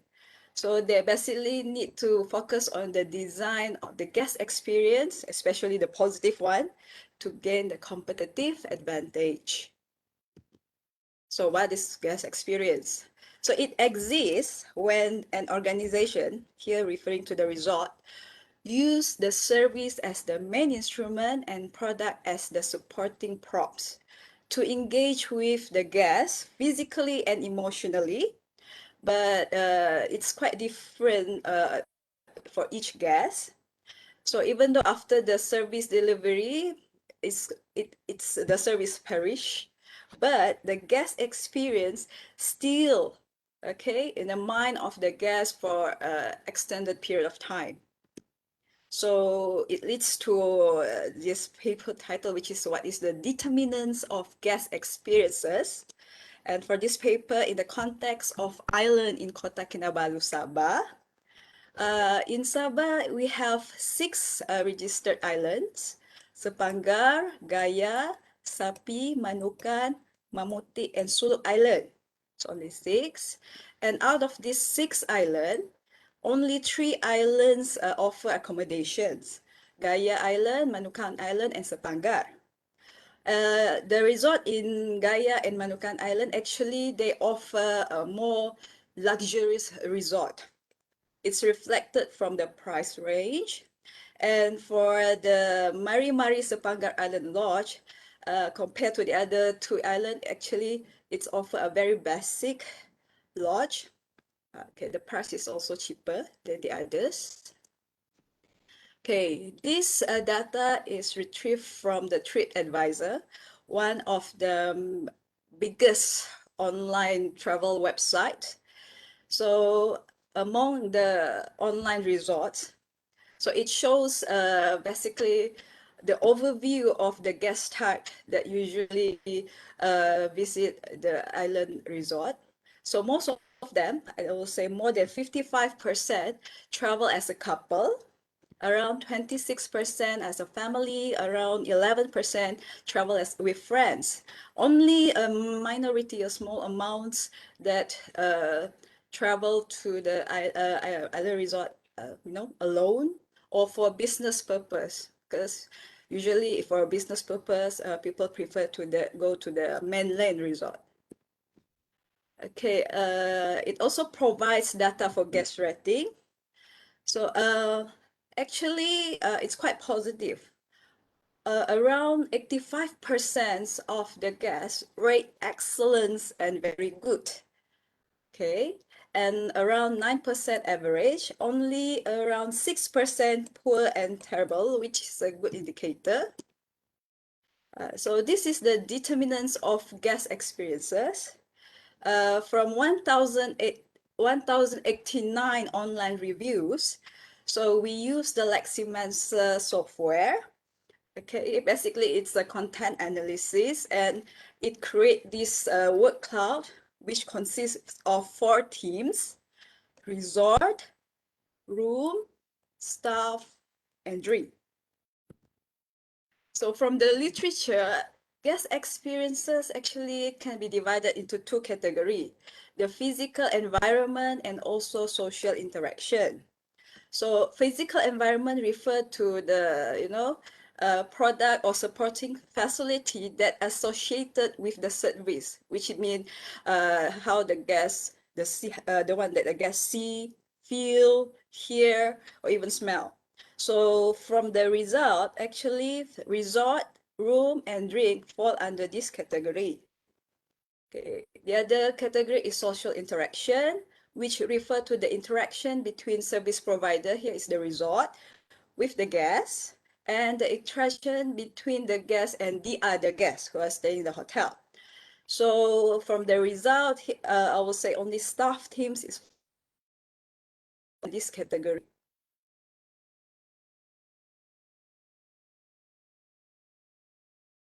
Okay, so environment determinants. So the resort teams, actually it mentions the more refer to the public area, because the room is separate teams. So most of the review regarding the overall, the location of the resort, the structure, the design, and the atmosphere are positive. However, some guests did show some concerns regarding the trash issue, because especially the Gaia Island. Okay, in Gaia Island, it's already inhabited. They already have 3 resorts, and I think at least 5 villages inhabited the island. So due to the poor waste management system, so this big issues was actually an issue since forever until now.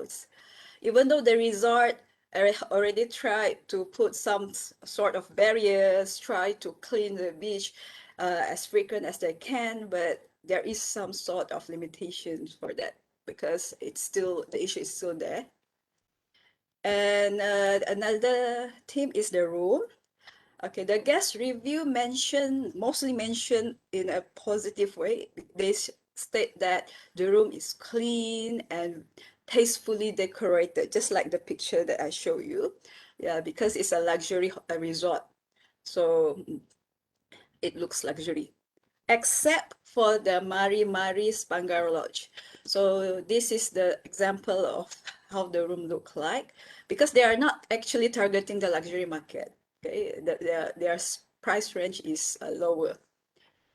Next is the restaurant. Actually, it's drink, but when you look at the data, actually it's referred to the restaurant. And it has mixed review actually in terms of the taste, so it will say average. But some say it's a limited choice and expensive. I think this is understandable because the island resort locations, there is a limitations to provide the food supplies or even the manpower supplies. A good chef, it's usually the good chef, they prefer to work in the mainland resort. Okay, social interaction determinants between the interaction between guest and employee. So most of the review actually for the staff is very positive. Okay, they stated it's a friendly, helpful, wonderful, amazing, and sometimes they did post a special thank you mentioning their names, and sometimes they will share their experiences, how the staff create some sort of like event, even though they are not asked to do it, especially the honeymooners. Okay. The interaction between guests and other guests. Actually, from the review, it doesn't really mention the guests which staying inside the hotel, but the main concern is the day trippers. Okay, day trippers here is not the guests who are staying. Okay, but they will come in daytime to use the resort facilities, like all the pool, the restaurant, and the problem is they usually come in a large group. Okay, when they come in a large group, they may disturb the current guest serenity community. So the island resort actually, they need to collaborate with the mainland tour agency and resort, because the profit that was driven by the in-house guests is not enough. So they need to get extra. So that's why they do have some sort of alliance. So the determinants of guest experiences, which consists of the physical environment and social interaction, and they have this positive and negative experience, which we have to strengthen the positive part, but we need to also focus on the negative experience to improve. Okay, but for example, the Gaia Islands issue on the waste management, they need to have some sort of intervention by the governments or the community awareness to solve that issue, because those are beyond the control of the resort. So in order to gain the guest satisfaction and loyalty. Okay, thank you. That's all from me. Okay, thank you, Dr. Andi, for the presentation. Okay, so last but not least, I would like to invite Mr. Ahmad Shakani Abdullah. Mr. Ahmad Shakani holds a master's in food service management. His interests and expertise are food retailing, culinary arts, and food innovation. Mr. Shakani, please. Okay, thank you very much, Dr. Rohan. Assalamualaikum and very good morning. Today I would like to present my chapter in books regarding satisfaction working in hospitality industry, case study on employee retention in Kota Kinabalu, Sabah. Okay, next. Background of the study. Employee retention is one of the major problems faced by employers due to the scarcity of skilled workers and the turnover of employees. This is perceived to be a major obstacle for the organization. Retention shall be deemed to be a long-standing partnership or collaboration between the workers and the employees.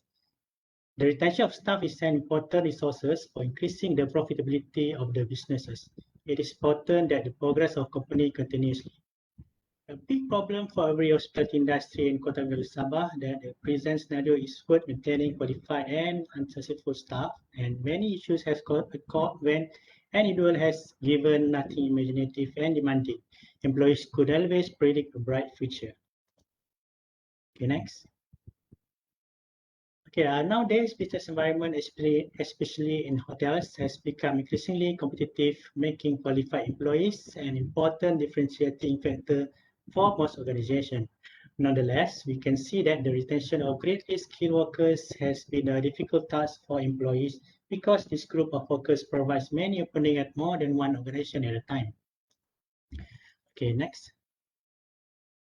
Okay, significance of the study. The aim of the study was to complement or add to the current analysis. Employee retention is in effect as engaged and productive members of staff and is very important for the organization's success.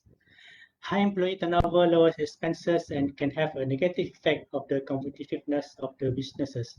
Implementation of a retention plan for staff is an efficient way to ensure that top employees continue at work when maintaining and enhancing job performance and productivity. The difference between a productive staff and individual who may not make a substantial contribution to the organization should be considered by the organization. Having the best workers showing promise is important for the company. It has been found that people remaining with an organization for a prolonged period of time become more committed to the management and the organization. Okay, next. Okay, the issue. Nowadays, the issue that every organization facing in hospitality is actually the turnover employee. It's happened in every department, mostly the back of the house department in the hotel industry. However, there are still individuals who work for a long period of time in each of these organizations. Most probably because of the responsible attitude of the employers and as well as the surrounding conditions in the workplace are positive. The issue to retention employees is never easy to keep the employees stay with the organization without any reward for employer. To keep employee long period of time with the hotel, manager should take action to give an appreciation to satisfy the employee. Sometimes the issue for why employee resign the job might be give a lot of reason. And one of them may be causes of low pay wages, human resources problem, or the policymaker from the hotel organization is too bad. Okay, next. Okay, as a problem statement, retention of employees is a serious factor and a challenge for all organizations today. There are a number of factors that encourage workers to stay or leave the company.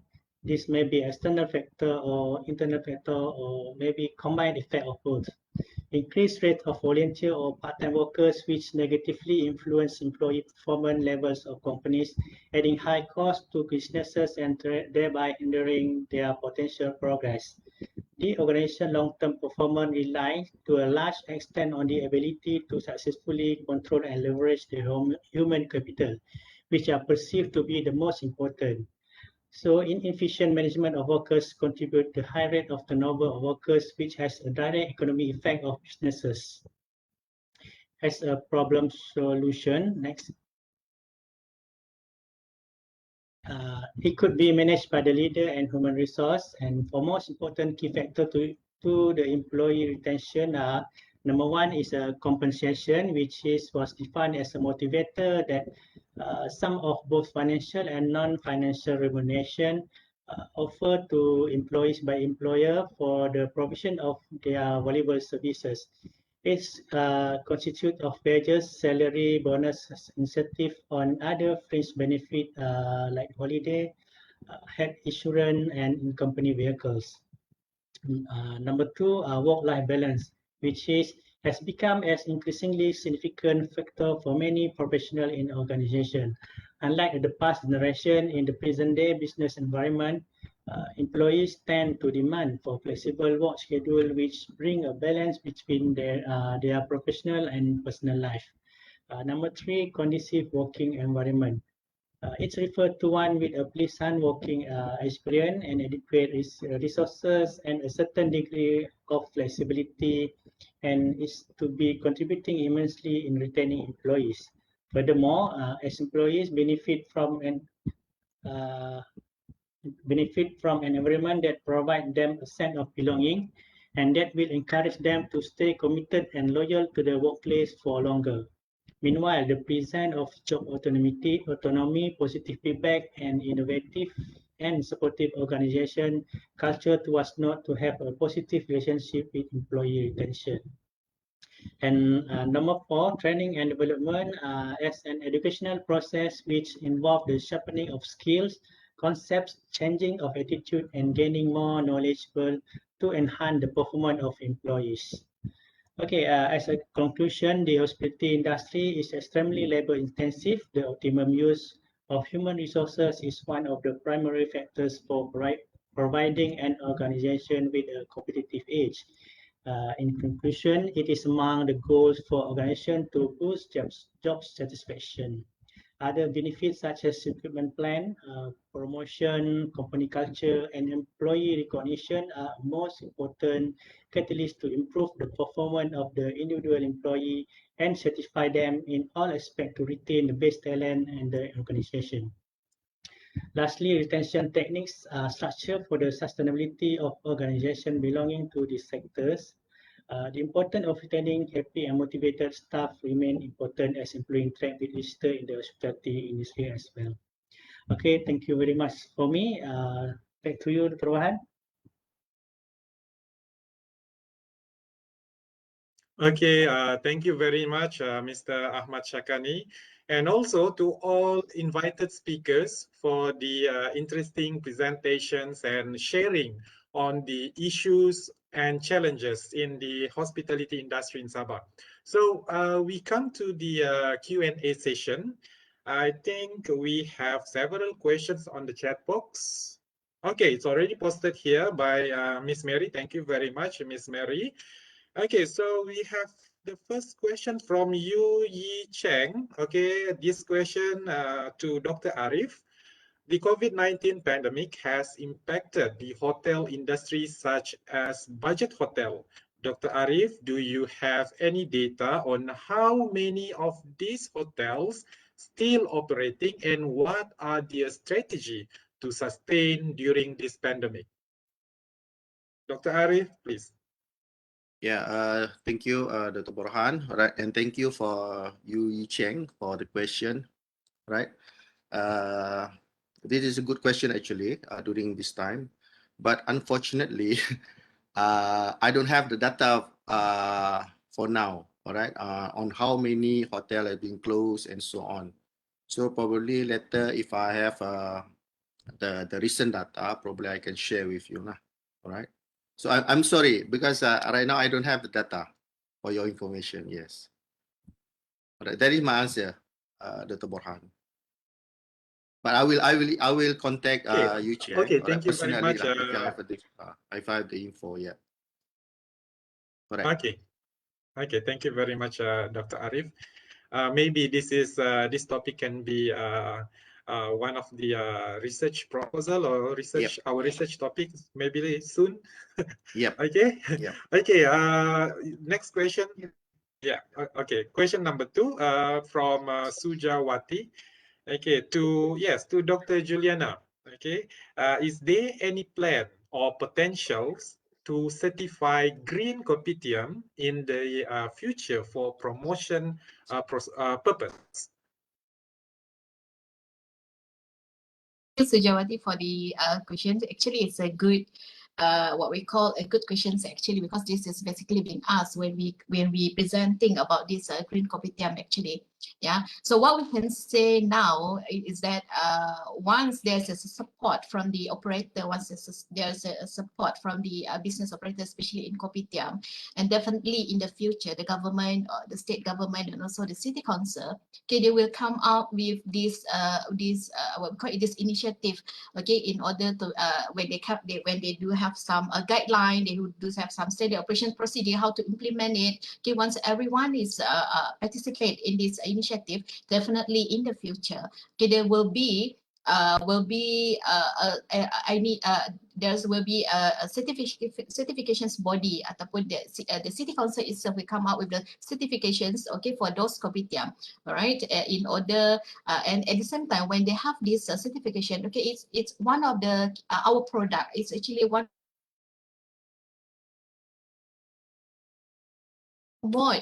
to promote this food service industry, especially in KK, to the tourists, to the local, and also can be one, as I mentioned earlier, can be one of the a pioneer or any example from to other states, okay, in order to come up with this initiative. Yeah, and with this data that we have, okay, actually now we are, as you can see from the presentations, the data that we have now is more into the acceptance ataupun more into the customer perception if the kopitiam embark into green practices. So what we have here, we can see and what we can conclude from the finding that we receive now, that most majority of the customer, they are agree, okay, they do have some awareness, they do concerns about the environment, and they do they're willing to do extra mile. Okay, we can see there's a support from it. Okay, once we see this data already, so this can be some evidence, this can be approved, okay, to this kopitiam operator in order for them to consider to moving towards to these operations. Okay, this because we are now in the stage of to see the acceptance, to see the perception from the customer. Yeah, so when we have this data, we can share it with the kopitiam owner. In fact, when we collect this data as well, in fact, we collect this data with the because we're doing these 2 stages of data collection. First, we are doing it with the customer. Second, we are doing it with the kopitiam operator actually. And for the operator, we just finished with this second stages of the data collection, and we found out they also have the initiative. They also have the awareness about taking care of the environment. Yeah, so we hope that we can share about this data, about this finding on from the perspective of the kopitiam owner, okay, in the future. So this is what we can say. Okay, definitely there will be a certifications body in order to certify if this kopitiam embark into these practices. Yeah, so this is what I can answer for now as using this current data. Yeah. Okay, perfect. Thank you very much, Dr. Juliana. Miss Mary, do we still have further questions to be addressed? Yes, one more. Oh, okay, one more. The last questions from the chat box. Yeah. Okay, question number 3 is from Maslina Saiba. This question is for Dr. Mazalan. Okay, in terms of customers' preference, what is the type of restaurant that is well received in KK? Is there any demand for niche type of restaurants such as fine dining concepts, or this type of concept only suitable and offered by hotels? Okay, thank you, Dr. Bohan. Okay, the answer to this question is there's no definite answer to this question, to be frank with to you, Maslina, and to the other audiences as well. But what I can share from my experience and from the statistic point of view, okay, there are 2 ways that we can get some perspective with regards to customer preference or type of restaurants that are in high demand or in or populous. The first one is from the statistic point of view, that is the hard data. Based on my research, okay, it shows that the highest numbers of restaurant establishment in Malaysia is none other than the coffee shops. I think it has reached somewhere around 50 to 70,000 in Malaysia itself, but mainly scattered around the countries. So what do we know from these data? Okay, the coffee shop took the large portion of the overall restaurant sectors, roughly somewhere around 70% out of the 100. The rest are all divided among the 5 types of restaurant sectors that I have shown to you earlier. That is the cafes, FSI, fast food. So the large portions of the restaurants sectors that dominated the consumer food service demand in Malaysia are the coffee shops. So the question now is, should we venture into the coffee shops? Well, it's scattered around the whole Malaysia. Okay, if we look at the life cycle of a product developments, okay, this type of restaurant sectors has reached to the maturity level for quite some time in the past few years, and therefore, if you were to venture into this type of restaurants, okay, you actually sharing the market share among all of them. So not much profit to be made actually, unless you are able to differentiate the type of your food. But coffee shop is basically whatever the food product of coffee shop is always coffee shop, like nasi goreng, mee goreng, and all those kind of drinks. So it comes back to the quality, it comes back to the cleanliness. So that is one point from the statistic point of view. But the other one that is growing so rapidly for the past 15 years and so has been the cafe business, the one that Dr. Juliana brought into our attentions. The coffee shops mimicking of cafe establishment is growing tremendously for the past 15 or 10 years up until now. And if you look at the consumer food service industries market in Malaysia, mainly in Kuala Lumpur and Klang Valleys, we have seen lots of evidence that the cafe business is growing more and more every year. So from the statistics, you'll be able to know these are the preferences that the consumers are heading into. Okay, whether in Malay, what about in KK? Yes, in KK they are actually moving to this as well. Okay, but not as aggressive as in Kuala Lumpur and Klang Valley, but the trend is there. The other side of point of view is through experience. Okay, based on my perspective, my experience, okay, it's always come back to the quality and the type of food that you are offering. Most of our consumer here in Malaysia, we very much stick to our comfort food. What are our comfort food? Comfort food are basically all those foods that we are very much comfortable enjoy in our daily basis, like nasi lemak, nasi goreng. But they change the concept. Nasi goreng. Yeah, they changed that into like food trucks. Okay, the food is still remain the same, but they changed that concept. Okay, the provisions, like food trucks, and then they changed the layout of the establishment from coffee shop to more of like a modern type of cafe. But the quality of the food remain is the one. So that is basically my answer. There is no right and wrong to this. There is no definite answer to this, but it's because we are talking about consumers. Consumers change all the time, and we have to look at our what is our new generation, what our current generations are heading to. So basically, these are the one that you need to to understand. Then only be able to know the customer preferences. Yeah, Maslinas, that's basically my answers to your questions. Thank you. Okay, thank you very much to Dr. Mazalan for answering Maslina's question.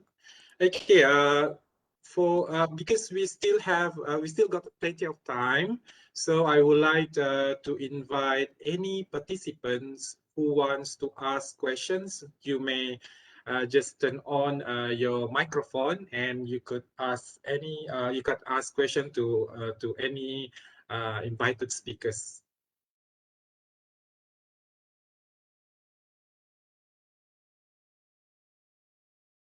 Good morning, everyone. Hi, good morning. Congratulations Yes, to Dr. Okay, Sujai, yes. Congratulations to HE08 for holding this seminar. I have a question for Dr. Encik Yuzaini. This is since we have so many organizations under the governance for the industry, right? Where does the guests go to if they have problems with the accommodation that they get? That's my question. Thanks.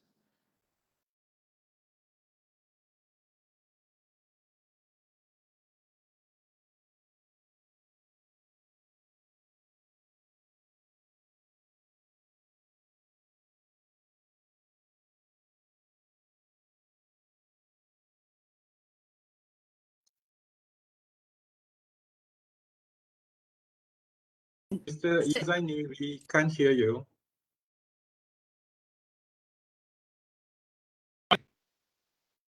Unmuted my. Thank you very much, Suji, on the question. For me, as a public, in general, maybe we normally when you talk consumer, it will goes back to the reviews, social media. Those are informal ways. But if we are referring to like formal ways for the consumer for their grievances, at least as far as I know, there is no such platform for services. So not sure whether you bring this matter in the tribunal as though that we are with the retail industry or other industry. But as far as I know, normally this thing they don't have a specific platform for this, as far as what I see, because each of these things that I present now, each of this level, they don't. Some of them don't sure, but we are not being informed by any of the one that I presented just now that can serve as a channel for customers or guests, for that matter, to lodge their complaint, for example. So that's the point about the question. Maybe my friend here, they have other view. Advisor is one of it now, but yeah, that's my answer for me. Okay, thank you, Mr. Yuzaini. If let's say other speakers want to respond to the questions from participants, we are actually really appreciate it as well. Yeah? Okay. Okay, to all participants, could you please mute your microphone? Okay. Okay, so yes, is there any other questions from participants?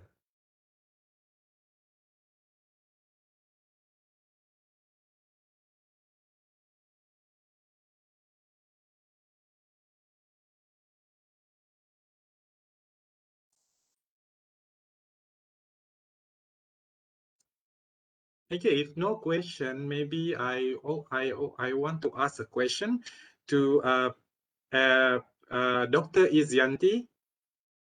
Okay, to Dr. Izyanti about the peer-to-peer accommodation. Yeah, so based on your presentation just now, you group the motivation into two, if I'm not mistaken, correct me if I'm wrong, yeah? Exactly. The extrinsic and intrinsic, right? So which factor or which motivation is dominating the decisions to provide peer-to-peer accommodation? Okay, thank you, Dr. Borhan. Such an interesting question. Because the studies is very only 15 participants that we managed to interview.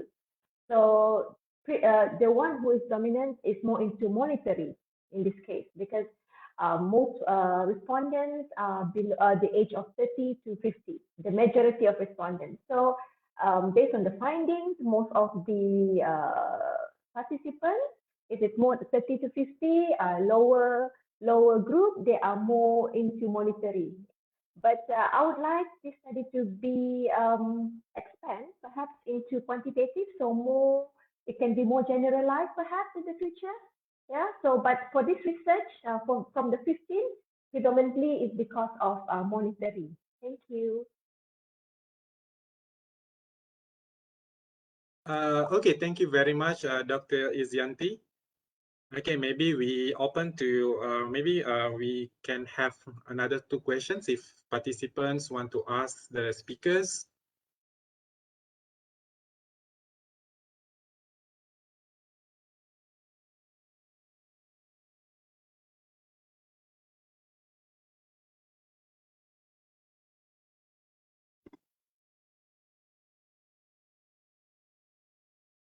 Okay,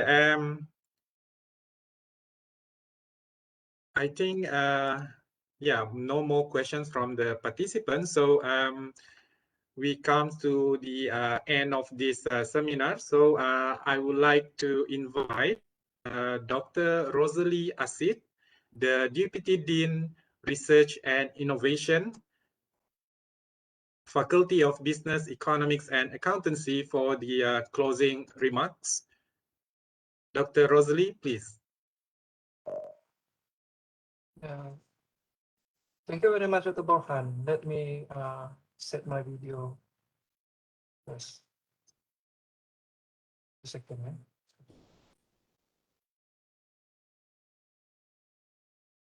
Yeah.